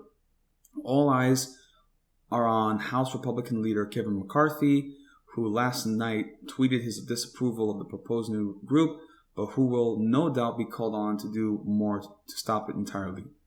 Framing their new organization around Trump, MTG and Gosar plan to call their group the America First Caucus. Documents first reported on by Punchbowl News show that the caucus would prioritize a return to an architectural style that befits the progeny of European architecture. From the document, quote, history has shown that societal trust and political unity are threatened when foreign citizens are imported en masse into a country, particularly without institutional support for assimilation and an expansive welfare state to bail them out should they fail to contribute positively to the country. I mean, that is insane that I'm reading that right now. And this is coming from a congressional caucus. Oh my goodness. Yeah, so what will McCarthy do? And he is currently the GOP leader, House GOP leader. McCarthy tweeted his disapproval on Friday without naming names. America is built on the idea that we're all created equal and successes are earned through honest hard work. It isn't built on identity, race, or religion. The Republican Party is a party of Lincoln and the party of more opportunity for all Americans, not nativist dog whistles. So, at least the leadership is pushing back on this. But honestly, like, it's more like performative. Like, I don't think that he's actually serious about that. But yeah, man, Anglo-Saxon. But here's the thing about these white nationalists, okay? Because, they have zero understanding of like any kind of like ethnography, right, or history. Because again, as I said, I love classical antiquity and Roman periods. But what I also like about it is that in that period, like, they didn't care if you were a Gaul, if you were a German, or if you were a Scythian or whatever. They didn't care, so long as you fought for the glory of Rome, Roma Invicta. Like, they didn't care. So like, as long as you're loyal, I'm sure there was some like anti-barbarian sentiments racially, but so long as you were willing to fight and die for Rome, that's all that mattered. And I guess it's the same that applies for today. But yeah, man, but like, what I mean to say about that period is that like people they identify with their immediate culture and their tribe, and it wasn't just a white thing. So like you see in America, they're saying like Anglo-Saxon values, but then the Italians are probably like, wait a second, like what about us? And the Irish are like, hold up, like, but you're not going to see that at all. That's not going to happen. And it just really shows how ignorant these white power and white supremacist people are, because they completely like just ignore all the bigotry and hatreds of different quote unquote white peoples. But then they come to America and they have to deal with the Indians, or Native Americans, I should say, and Indians from India, black people, just like Mexicans. They have to deal with all these other people. So they're like, oh shit, we shouldn't hold on to the anti-Italian views because we need more whites. You're in our group now. Like, it's useless. It's pointless, really. yeah. Anyway, don't want to get too distracted there. But this is why I don't usually like the topic of race politics. Although it's inescapable, it's unavoidable, obviously, and of course I'm gonna impart my views on it. It's just, I'm multiracial, so like you kind of like pulled from all these different places, and then of course you have the Dominicans that are like, I'm not black, or like, my goodness, can we all just get along, man? Like, it's different in the case of like a black caucus because they have been historically disenfranchised. It's different. But then when you have an Anglo-Saxon America First caucus, it's like, this is purely white supremacy. That's all it is. And I mean, it's incredibly insane just how close we are to sliding towards a, neo-Nazi fascist dictatorship. Like, it's so easy. It's so easy. Oh my goodness. Like I've just recently discovered people like Gypsy Crusader. And, of course his views are abhorrent and I don't endorse him at all. But, it's one of those characters that you just can't look away from. Like, holy shit, like this guy is actually the Joker. Yeah. And, he got arrested, obviously. That's mainly what I heard about him. But when he gets out, there's going to be some serious traction, man. Who knows? He might write a book. Mein Kampf. But, yeah. Wow, man. Anyway, I just wanted to read about that. And they also provided a document of this America First caucus.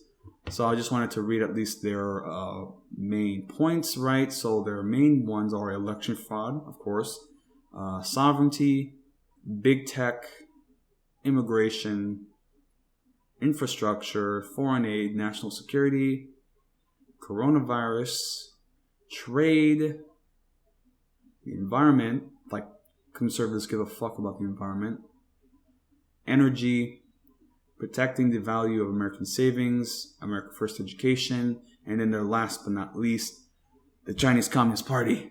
They're coming for us. So those are points. It's like a 7-page, policy platform. I guess their manifesto. Yeah, but that's really what they're focusing. That's just something to ignore.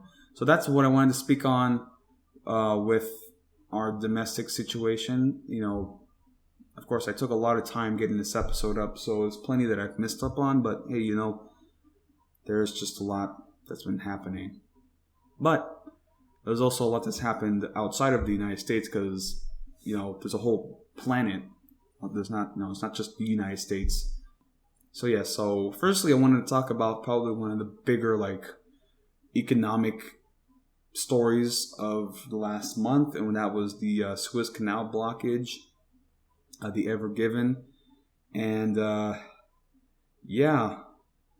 pretty much put everything to a halt. Man. But what has occurred is that, the costs are so great that the Egyptian government has impounded the ship. So that's happening there, right? So, reading from BBC, Egypt will impound the giant container ship that blocked the Suez Canal last month until its Japanese owners pay $900 million in compensation. One of the Ever Given's insurers, UK Club, said the Suez Canal Authority had rejected its offers to settle the claim. It described the claim, which includes $300 million for a salvage bonus and $300 million for loss of reputation, as, quote, extraordinarily large and, quote, largely unsupported. The Ever Given is anchored in the Great Bitter Lake, the canal's midway point. The 400-meter-long, 220,000-ton ship became wedged diagonally across the waterway on the 23rd of March after running aground amid high winds and a sandstorm that affected visibility. It was freed 6 days later after a salvage operation involving a flotilla of powerful tugboats and dredging vessels that shifted an estimated 30,000 cubic meters of mud and sand. More than 400 vessels had to wait to pass through the 193-kilometer canal, which connects the Mediterranean Sea to the Red Sea and provides the shortest sea link between Asia and Europe. The chairman of the Suez Canal Authority, Osama Rabi, said on Tuesday that the Ever Given has been, quote, seized due to its failure to pay $900 million in compensation. The Egyptian state media reported, quote, the figure was based on the, quote, loss incurred by the grounded vessel, as well as the flotation and maintenance costs, he added. UK Club, which insured the ship's owner Sohei Kasin Kaisha for third-party liabilities, including damage caused to infrastructure or claims for obstruction, said in a statement that it had been negotiating in good faith with the SCA despite the magnitude of the claim. Quote, on Monday, a carefully considered and generous offer was made to the SCA to settle their claim. It added, we are disappointed by the SCA's subsequent decision to arrest the vessel. We are also disappointed at comments by the SCA that the ship will be held in Egypt until the compensation is paid and that her crew will be unable to leave the vessel during this time. UK Club said the SCA had not provided a detailed justification for its claim, noting that the grounding resulted in no pollution and no reported injuries. It also said the claim did not include the fees of the specialist salvage company brought in to help refloat the Ever Given, which the owner and another insurer expected to pay separately. Spokeswoman for Sohei Kasan Kaisha confirmed to Agency France Press that the Ever Given's fate was in the legal arena. So yeah, there's a bit of a legal battle happening with this ship, and it's pretty interesting how just like one little, it's not a little accident, it's a pretty big thing that happened, but just one ship, clogged the canal and then the whole world economy is in haywire. Luckily they sorted it out, but yeah, no, that's just what's happening there. But it was just interesting to see how like everybody was going, past the Cape of Africa. Yeah, very interesting. But hey, we that has passed now, and we'll just see how trade and other movement of resources and goods are, how that continues, right? Because it took a huge effect, a huge hit during this coronavirus epidemic. Come here. I'm holding my cat. If you can't really see it, but yeah, it's pretty severe thing that happened. But that's past now, and so we're just going to continue on. Right, so that was in the Suez. We also have military movements that have also been occurring concerning the Ukraine. As of now, though, the troops have, backed off from the border, but this is not the end of these tensions between Ukraine and Russia. So I'm reading from the Associated Press. The European Union's foreign policy chief said Monday that in the face of the big military buildup of Russian troops near Ukraine's border, it will only take a spark to set off the confrontation. In a glum assessment of relations with Moscow, Joseph Borrell also said that the condition of imprisoned Russian opposition leader Alexei Navalny was critical and that the 27-nation group would hold the Kremlin accountable for his health and safety. Despite the developments, Borrell said after a virtual meeting of the EU foreign ministers that, quote, for the time being, there's no move in the field of more sanctions to be imposed on Russia.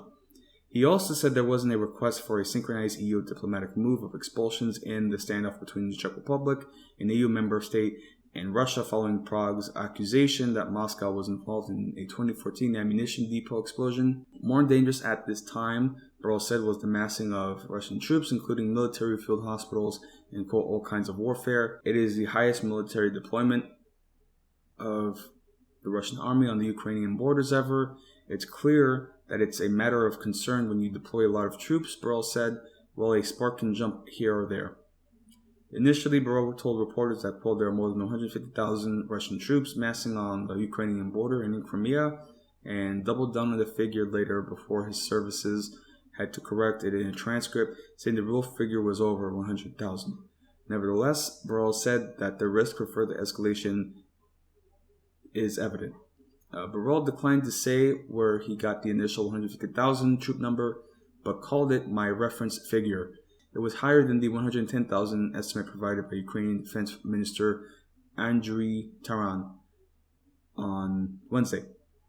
More than 14,000 people have died in 7 years of fighting between Ukrainian forces and Russia-backed separatists in eastern Ukraine that erupted after Russia's 2014 annexation of Ukraine's Crimean Peninsula. The EU has steadfastly opposed the annexation but he's been unable to do anything about it.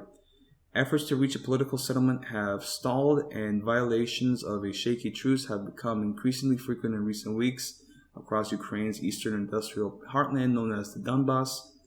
Diplomats have expected there was little to no chance of immediate new sanctions on Moscow, but they will now seek to apply more pressure nevertheless through diplomacy. Moscow must switch from provocation to cooperation, German Foreign Minister Heiko Maas said. And over the weekend, French President Emmanuel Macron said that while dialogue with Russia is essential, quote, clear red lines carrying possible sanctions must also be drawn with Moscow over Ukraine. All in all, the relations with Russia are not improving, but contrary, the tension is increasing in different fronts, Borrell said.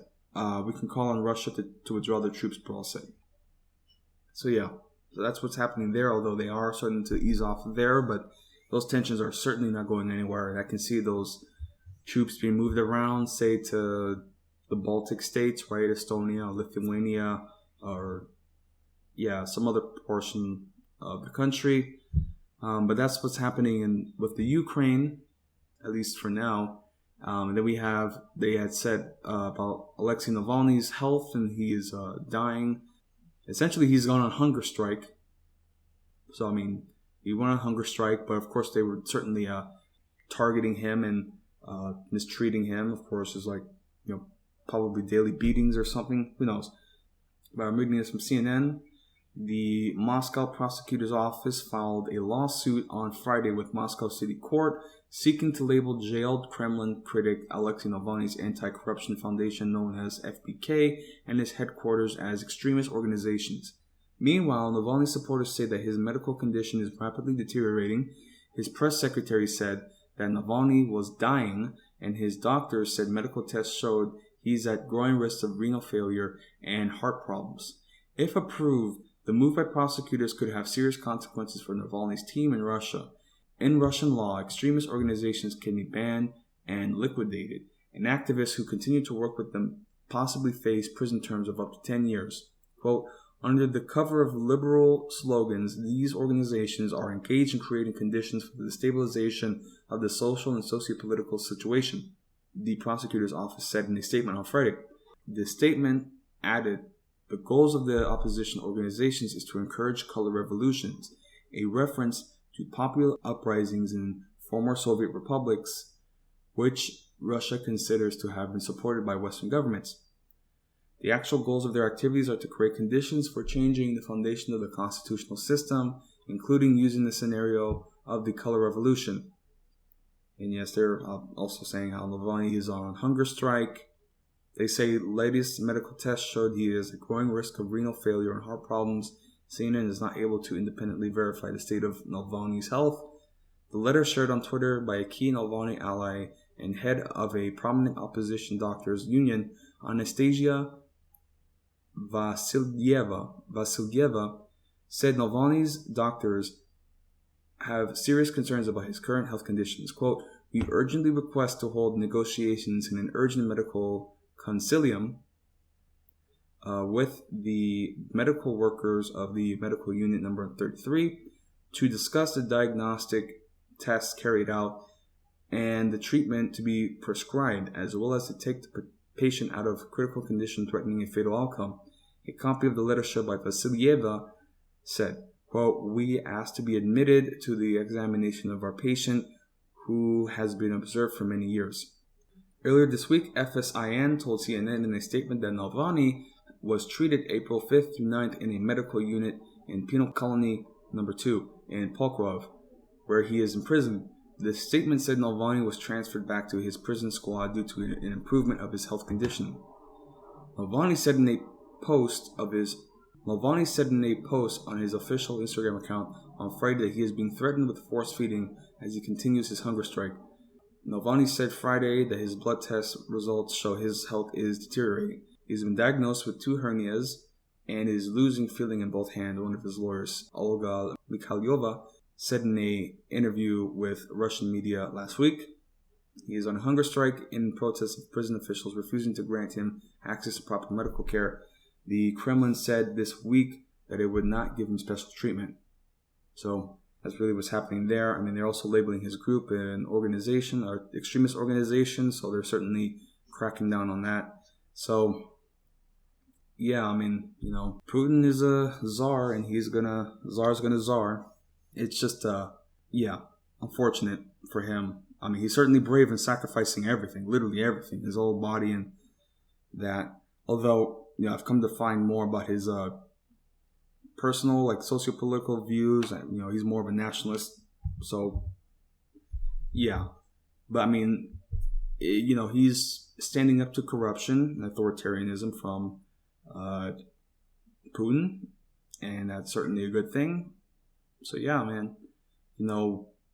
Props to him for what he's doing. I certainly wouldn't sacrifice myself like that, honestly. Really.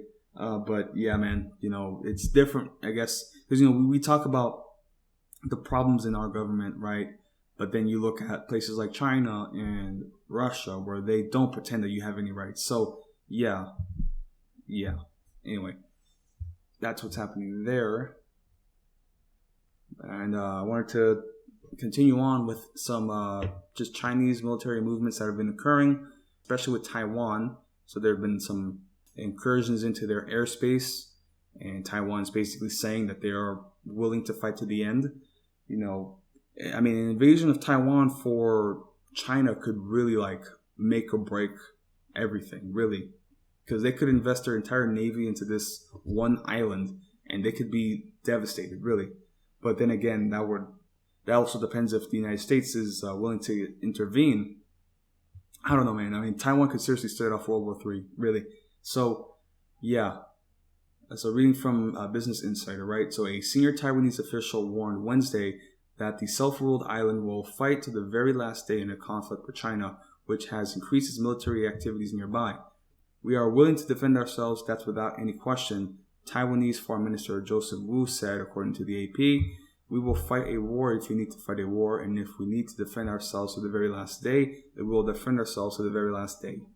The Chinese military sent an aircraft carrier group led by the Liaoning to drill in waters near Taiwan on Monday to strengthen the Chinese Navy's capabilities to safeguard national sovereignty, security, and development interests, the Chinese Ministry of National Defense said. The spokesperson said that such exercises will continue and happen regularly.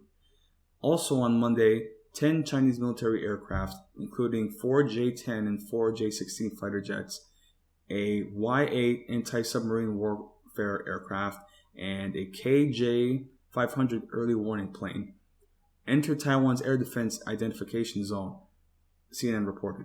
Commenting on Monday aerial incursions and carrier drill, Shi Hong, the executive chief editor of the Chinese magazine Shipborne Weapons, told the Chinese state-affiliated Global Times that the exercises showed that the PLA is capable of surrounding the island of Taiwan.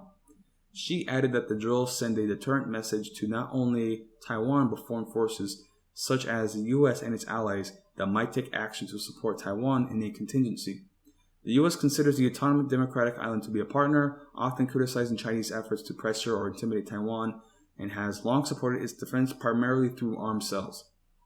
Chinese military aircraft flights near Taiwan have become regular occurrences. Taiwan's defense ministry said Wednesday that 15 Chinese aircrafts, including 12 fighter jets, entered the ADIZ, according to Reuters. Taiwan responds to these frequent, almost daily incursions by scrambling its own fighters to intercept the Chinese aircraft. Experts say there are multiple explanations for China's military activities around Taiwan.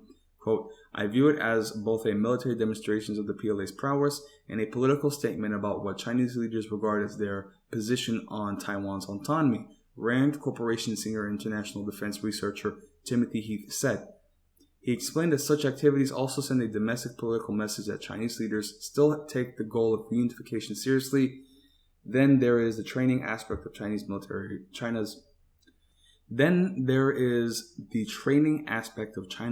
moves. He said these exercises do not appear to be, quote, a prelude to a coming operation, but they are practicing. China's military moves near Taiwan come as some U.S. military leaders have raised concerns that China might opt to forcefully seize control of the island in the not too distant future. Right. And the article continues on with naval efforts, U.S. naval efforts, creating a Indo-Pacific coalition, and certainly with Japan, South Korea, Taiwan, Philippines, Vietnam, even. So yeah, that's what's happening there. At least it's still tense. I mean, I can't even imagine. You're living in the United States, so you don't immediately have to worry about an invasion. I mean, still, so when you're living in a place like Taiwan, a small little island, even though they might have state-of-the-art equipment, it's still daunting to have the full weight of the Chinese military and communist totalitarian party just weighing on you and looking at you like a raw steak, right?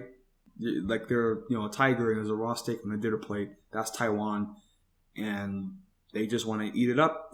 I mean, yeah, man, China's going to be a problem for real. And it's just so fascinating to me now that this is such an ancient and advanced civilization, and now they've truly entered the world stage for the worst possible reason. It's just, oh, my goodness, man.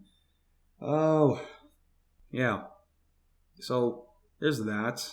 We just keep an eye on there. But we have that happening, right, with China. But then there's also more military moves. And, I was going to mention this in a domestic article, but this is kind of more related with international relations, geopolitics. And it's concerning the withdrawal of troops from Afghanistan. And it's interesting that you're seeing a lot of leftists and so-called liberals. I'm sorry, I was playing with my cat and she almost ripped my arm off. Right, so you have a lot of liberals, leftists, and blue checkmark Democrats now saying, well, maybe this isn't the right time to withdraw. I mean, this is the longest war in our history, but we can't withdraw just yet. Even though there's really no clear goal of victory. It's just madness. I mean, seriously, I'm sorry, I'm at a loss for words because I so openly talk about how fucked up the Iraq war was, and people just have this attitude of oh, why are you bringing that up now? What, excuse me? Possibly the worst war crime that we've ever committed, and you guys are going to treat me like the asshole? Excuse me? Anyway, but yeah, so we have this situation in Afghanistan and talks of withdrawal. They want to do it before the September 11th anniversary. Got us into this mess. But yeah, man, which it's not going to be a total withdrawal. And honestly, there's going to be, private military contractors. So really it's going to be mercenaries and, other defense contractors occupying the land. It's basically just Blackwater is the new East India Company, if you can, draw an analogy there. But yeah. So I'm reading from Financial Times. 20 years would seem more than enough time for America to achieve its goals in any theater of war. Yet in Afghanistan, the U.S. has continually found itself returning to square one. Joe Biden's decision last week to repatriate America's remaining 3,500 troops by September 11th, the 20th anniversary of the terror attacks, is thus good domestic politics. It has long been Biden's goal to wind down America's longest war. As vice president in 2009, he was the sole voice opposing Barack Obama's Afghanistan surge, which he believed was the result of a Pentagon squeeze on an inexperienced president. The conditions America's generals set for a drawdown always seem beyond realistic grasp. How can America clear and hold a country as unruly and friable as this graveyard of empires? The Pentagon's long-term mission seemed even less defensible following the killing of Osama bin Laden in 2011 and the near disappearance of Al-Qaeda's toehold in Afghanistan. Yet Biden is nevertheless taking a risk. Against the advice of his own intelligence community, which believes the Taliban could regain control of the country in 2 to 3 years, Biden is betting that the U.S. can diplomatically achieve from afar what it has failed to do on the ground. In Afghanistan, that will never again play host to international terrorist groups. Luck may go Biden's way. That would be in spite of Afghanistan's neighbors which have little interest in shoring up Ashraf Ghani's ever-weakening grip on Kabul. Pakistan has never renounced its goal of achieving strategic depth in Afghanistan, which is a euphemism for the Taliban's return, nor is Iran likely to turn into a stabilizing force. The best thing that Biden has going for him is that the Taliban sees ISIS as a rival rather than its ally, while Al-Qaeda remains quiescent. Biden is signaling that return to Islamist government in Afghanistan may now be tolerable, while exporting terrorism remains taboo. But how can he know that one would not morph into the other? The answer is that he cannot. Biden himself is aware of the risk. It was he in 2011 who took charge of America's final pullout from Iraq. Within 2 years, U.S. forces were sucked back into the region by the rapid spread of ISIS across Iraq and Syria. Then, as now, the temptation to proclaim an end to America's forever wars trumped the benefits of retaining a U.S. footprint to ensure against new deterioration. Yeah, so that's basically what they're running down there. I don't know. I mean, of course, people are going to be iffy about the withdrawal and the pullout. It's just, yeah, man. Who knows? I actually knew a guy that went to Afghanistan, so it is interesting to see now kids. You know, it's strange because like this war started when I was like 5 years old. So when I just visualize, you know, these great warriors, men going off to battle and fighting, and you know, Iraq and Afghanistan. You know, I'm looking and they're like, I'm thinking these guys are like my dad, you know, just fucking Rambo and you know Spartans. But then now I'm in this stage where, I mean, if I really put my mind to it, I probably definitely would have joined the military if, you know, I wasn't politically active the way I am and also physically fit enough. But, you know, I'm still fighting age, right? And now I'm looking at like 18-year-olds, fucking kids going in. I'm just sitting here like, what in God's name are we still doing? These fucking babies are dying, man. Like, anyway, you know, I don't want to seem like, I don't want to come off as like a big brother type, but it's still like, you know, it's really a shame when you see young people wasted like that. For what? For what? Freedom? Like, there's still people that believe that this is about freedom. This is fucking, Jesus, man. Like, I know plenty of people in the military, and I don't look at the uniform, I look at the person under it. So I have people who are great people, great human beings, chivalrous, honorable people, which, I mean, you need that. Of course, you need that. But I don't think they fully understand what exactly they're fighting for. So, yeah, man, you know, again, it's really just up to you what you want to do if you want to do that sort of thing. Because I already got people telling me, like, what do you want to do with your life if you drop out? You're not going to have any choices. You're going to join the military. Fuck what I'm joining the military for. No, fuck that. I'd rather be homeless than join the military. Straight, honest to God, I'd rather be homeless than be in the military. Even if I was doing some desk jockey logistics position. No, thank you. It's just fascinating to me that a big portion of the pushback for withdrawal is from the left and from these liberals who are supposed to be anti-war. And we should have never been there in the first place. That's really what their message should be. And I mean, soon enough, like, if we ever do get into a conflict with Iran or something like that, like, you're going to see some Democrats or, you know, liberals, neoliberals, trying to frame the war as, and, you know, hey, we're bringing liberation and Western values to this theocratic regime that has oppressed women and gays. Like, you're going to see it, man. Like, so that's what they're doing right here. They're talking about women's rights and the steps that they've made, which honestly, like, it's still pretty, like, a lot of these patriarchal views are still going to be enforced. Like, they were still enforced with the United States in there. Like, there were reports of, like, not even, like, girls, like, just young boys being feminized and raped by these warlords, and the military can do anything about it. Like, so, yeah, man, like, it's just Vietnam and desert mountains, yeah. So anyway, so that's at least the pullout strategy that they have for Afghanistan. I also want to at least talk about more COVID related stuff, and speaking specifically on India, which is going through a bit of a crisis right now with COVID, you know, oxygen shortages, their mass deaths, and they have these mass cremation sites now. Which, I mean, imagine the smell. I mean, I've talked to several people about their visits to India, and like the first thing they tell you is the smell. So like this is I can't imagine what the smell is like right now, and also just the pollution and such. Whatever, like yeah, jeez, man. But yeah, they've just been experiencing this crisis right now, and they're getting aid from around the world.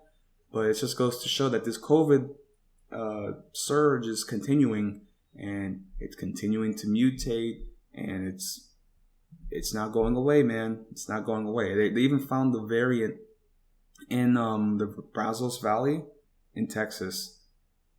So yeah, I mean, this is yeah, man. It's just it keeps happening, keeps evolving, keeps mutating. So reading from CNN about this COVID crisis in India. In February, it seemed like India had gotten COVID-19 under control, with daily cases falling nearly 90% from the peak of the first wave last year. Now the country is experiencing the world's worst outbreak. Daily cases have been rising continuously for the past 10 days. On Monday, India reported 352,000 new cases, breaking yet another record for the highest single figure globally. On the ground, these numbers translate to heart-wrenching tragedy.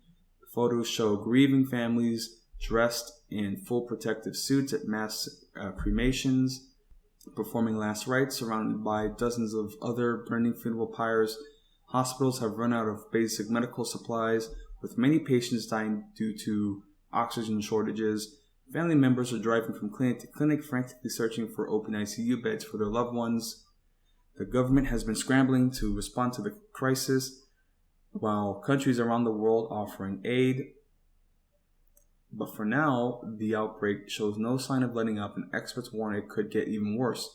I'm afraid that this is not the peak. Dr. Giridhara Babu of the Public Health Foundation of India on Monday, the kind of data that we see, we are at least 2 to 3 weeks away from the peak.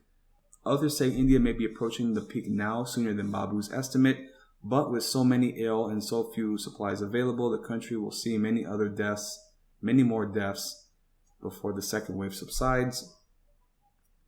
And then continuing onward, I just wanted to touch up on their vaccine efforts, and they talk about how many doses they've dished out. Look for it. Well, okay, I'm going to read also about who's been affected, right? So they're talking about this wave, the second wave, and they're talking about how this is infecting younger people in this case, although they say that the median age of the population is 27, so it makes sense that young people would be affected, but the majority of deaths are still the elderly, the infirm, immunocompromised.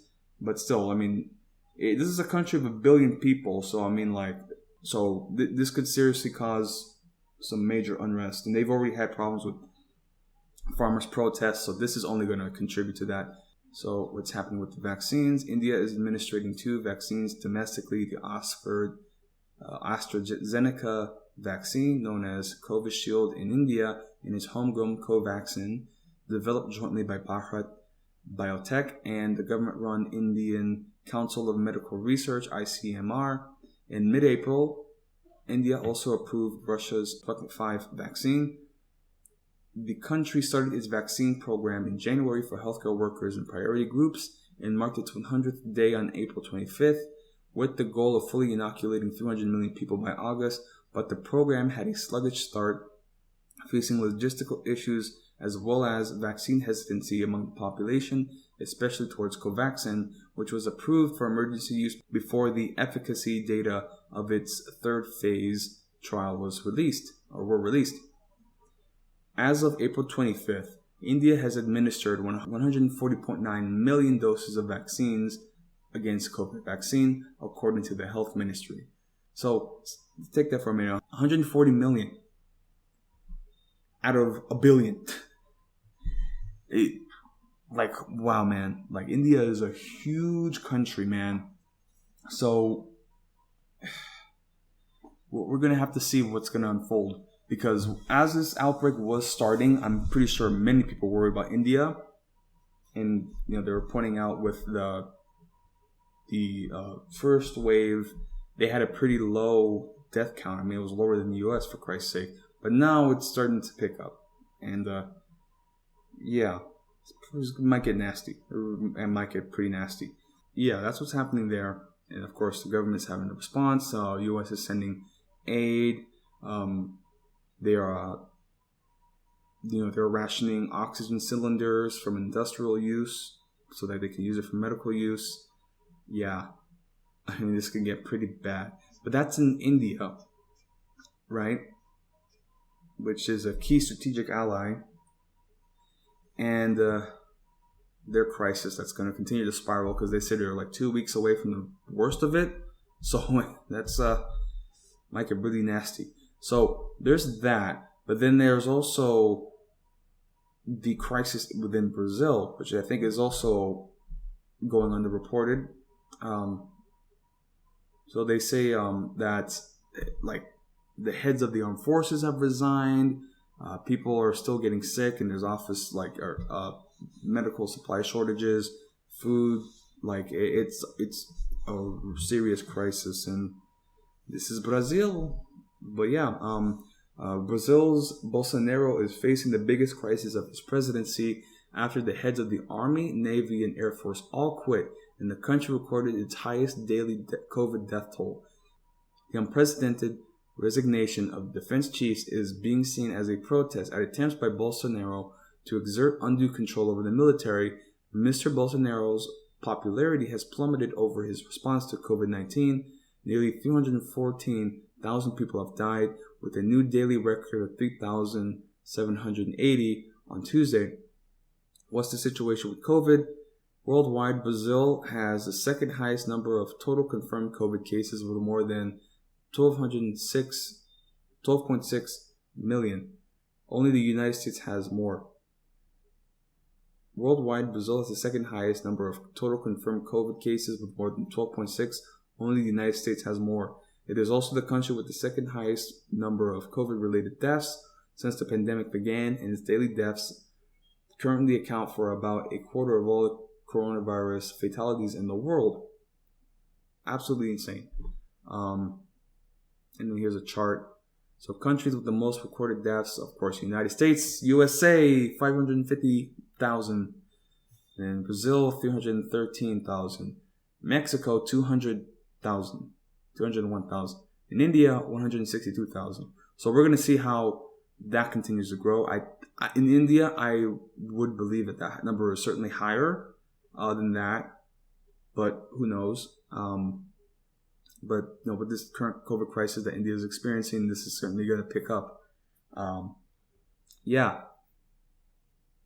Oof, man. But yeah, Brazil's getting hit bad, and there's just a new variant there. The high number of cases has brought the health system to the verge of collapse. In 18 of Brazil's 26 states and in the capital, Brasilia, the occupancy of intensive care units is above 90%, according to the Brazilian Public Health Institute. In 2 states, Amapá and Mato Grosso do Sul, ICUs are completely full. Yeah. So, what's the result of the political fallout? According to a poll published by Datafolha in mid-March, 43% of Brazilians blame President Bolsonaro for the poor handling of the pandemic.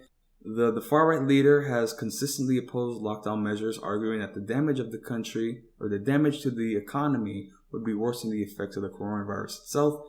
He has also told Brazilians to stop whining about the situation. Oh my God, this guy is fucking... Oh man, all the gaffes that he did. He's like if he were president of the United States, this would be genuinely terrifying. Because at least Trump was just like a bumbling idiot. This guy is legitimately scary and dangerous. Not that Trump wasn't dangerous either, but still, wow, man.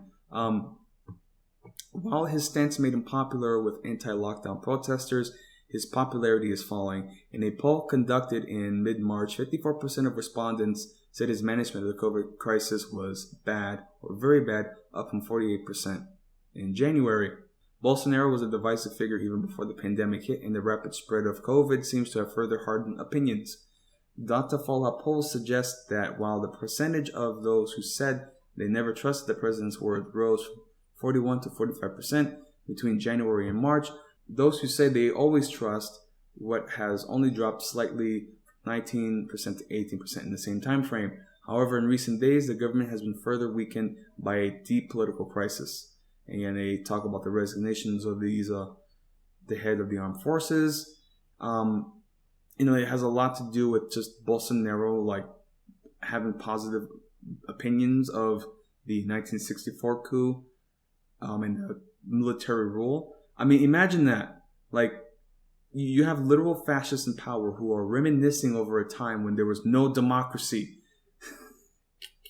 And, oh my goodness gracious, I really am concerned for Brazil. I really am. I can see why there's a lot of Brazilians living here. But yeah, man, wow. I feel for y'all, really. But yeah, but Bolsonaro has his situation there. Who knows if they're close to civil war? But I mean, there's practically open war between the government and the gangs out there. So yeah, I mean, this country is just violence on another level. Really, it's the Wild West. So that's there, and that's what I wanted to talk about with the international field. Kind of wrapped it up pretty quickly, I believe. But I wanted to finish up with just the natural segments and events around the world, and I wanted to speak on some volcanic activity in an area that doesn't usually experience eruptions, but I mean, it's not out of the question. It does happen with the St. Vincent and the Grenadines and the La Soufriere volcano. And I'm reading from BBC, and they're just explaining about this whole situation, which is turning into a humanitarian crisis. I feel like it's starting to be forgotten a bit, but this eruption they're saying could last for weeks and months, and already they're having water issues. So yeah, it's something to keep an eye on. But still fascinating to see, this Caribbean idyllic island now just covered in ash and darkness. It's wild. But it's not like Montserrat. I've watched footage from that, or at least it hasn't gotten to that level just yet. But watching the Montserrat eruptions, it's pretty fascinating. But yeah, still, natural disaster, kind of tragic for people. But yes, the humanitarian crisis caused by volcanic eruptions on the Caribbean island of St. Vincent will last for months, a UN official has warned. Didier Chauvin said nearby islands, including Barbados, Antigua, and Barbuda, also could be affected badly. He said the UN was setting up an international funding appeal. About 20,000 people have been evacuated from their homes since La Soufriere volcano began erupting last Friday. It has not previously erupted since 1979. Mr. Chibuk, the UN coordinator for Barbados and the Eastern Caribbean, said clouds of ash were continuing to pour from the volcano every day.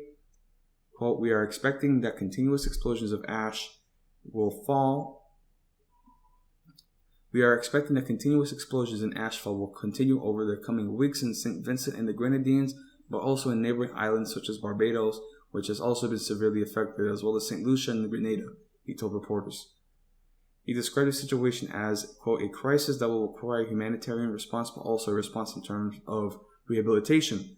This is a crisis that is going to last certainly more than 6 months in the sub-region, in St. Vincent and other islands," he said.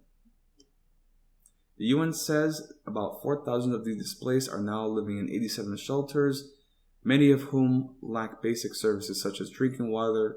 Others have moved in with families or friends, and some have taken boats to neighboring islands. Mr. Chibuk said water provisions was the main priority for 8 teams, followed by shelter. Quote, "The cleanup of the ashes finally is another important priority in terms of environmental health, but also clean up to make sure that life can come back to normal outside the red zone as soon as possible." On Wednesday, Prime Minister Ralph Gonsalves said that despite the dangers, many residents were choosing to stay on the island rather than be evacuated by ship. Quote, "There are some people who want to go to different countries, but it's not a large number," he told the He told a TV program in Grenada, quote, "They said they want to stay at home. I have been around several of the camps, and that's the message." So that's what's happening there. And, speedy recovery to them. But it was certainly interesting to see just the response there. And, I'm curious about if, coming from the Virgin Islands, if they've had like ash fall or anything there. Because, that ash can get up in there, up in the atmosphere and really affect just, everything, really. I mean, we have the Yellowstone eruption that could happen.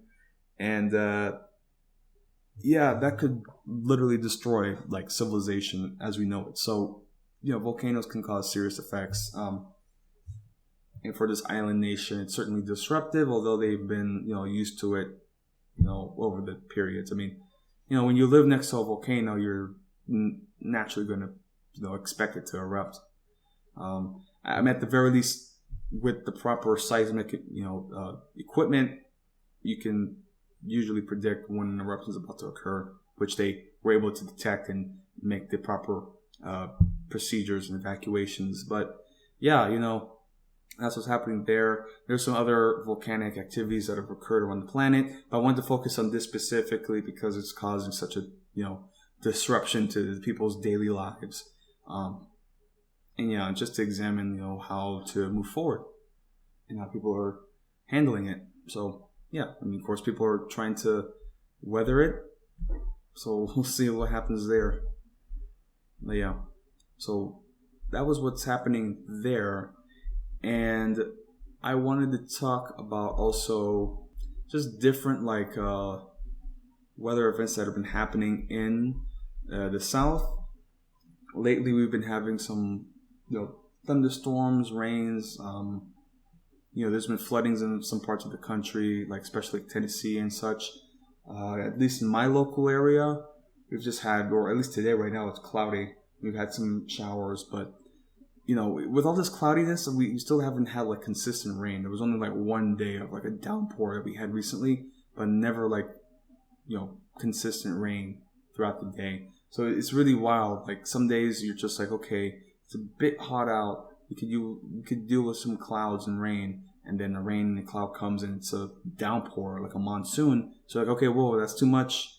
Go back to sunshine and clear skies, and then sunshine and clear skies, everybody's melting. It's just climate change, man. So yeah, that's what's happening there. And of course we have the hurricane season coming up that we have to deal with or prepare for, really. And there are reports of an incomplete levee in South Texas. Now, for whatever reason, I just had an article pulled up, but then now it's making me having to sign into some premium program, so I can't exactly read the articles that I was listing off.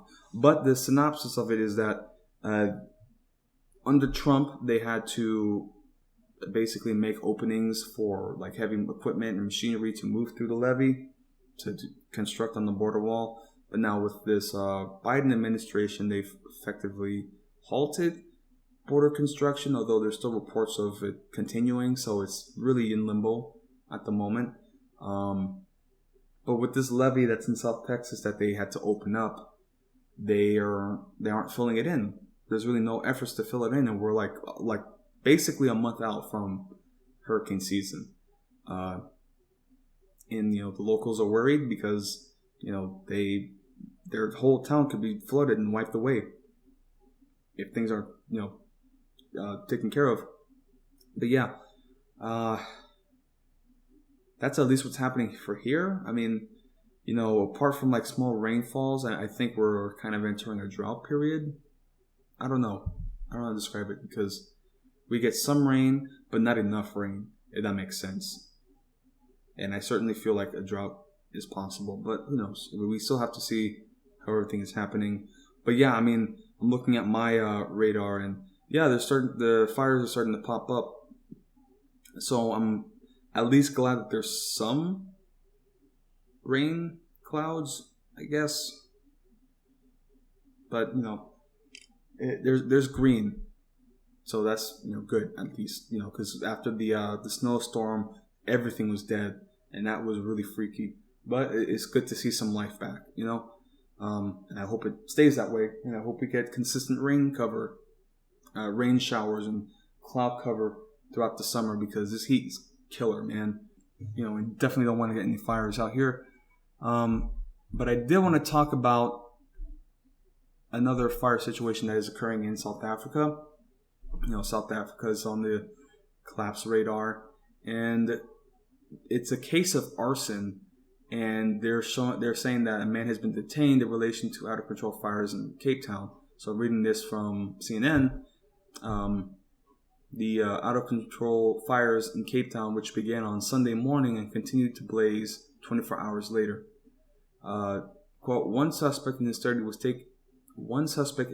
was taken into custody last night in the vicinity of Devil's Peak, the city of Cape Town said in a statement. Authorities will investigate speculation that additional fires were started and whether the original fire was an act of arson, the statement added. Around 150 firefighters were tackling the blaze on Monday, which began in Cape Town's Table Mountain National Park, damaging buildings and prompting evacuations of hikers from the city's most famous landmark.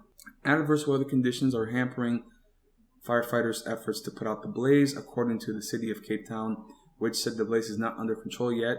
Wind is a major contributing factor. Aerial firefighting support remains grounded due to strong winds. An update shared on Facebook said 2 firefighters were injured and admitted to the hospital, and 9 structures were destroyed by the blaze. Jermaine Carlis, spokesperson for the Cape Town Fire and Rescue Services, told CNN in an email on Sunday, the fire is now spreading in the direction of Verdehoek, located in the city bowl on the slopes of Table Mountain. All schools in the area have been asked to evacuate. Quote, all efforts remain focused on active firefighting for the moment, although the fire is hard to reach in places, and we hope that aerial firefighting support can be deployed to douse the flames before it reaches the urban edge, the City of Cape Town's Twitter account said on Monday morning. Historic library ablaze. The fire completely gutted the historic reading room of the University of Cape Town's Jagger Library on Sunday and forced the evacuation of students. The executive director of University of Cape Town's libraries, Ujala Stakgor, said staff watched with horror and helplessness as the elegant and historical built library burned. Oh man, that sucks. Wow. Some of our valuable collections have been lost. However, full assessments can only be done once the building has been declared safe and we can enter the building, Stakgor added. Well, it is tragic that literary treasures have been lost at the UCT library, but I have been informed that some of the most valuable works have been saved by the quick activation of roller doors. Cape Town's executive mayor Dan Plato said in a statement, private homes were damaged in the fire, as well as the Rhodes Memorial Restaurant and historical structures such as the Mostert's Hill Windmill, according to Stakgor. I wish to express our gratitude for the efforts of firefighters who have been working nonstop to bring this massive fire under control, Plato added. Yeah, so that's unfortunate with those fires and the loss of the library. But yeah, with this summer, we could certainly see more fires, particularly with the West Coast again. And it's going to be wild. It's going to be a hot summer, that's for sure.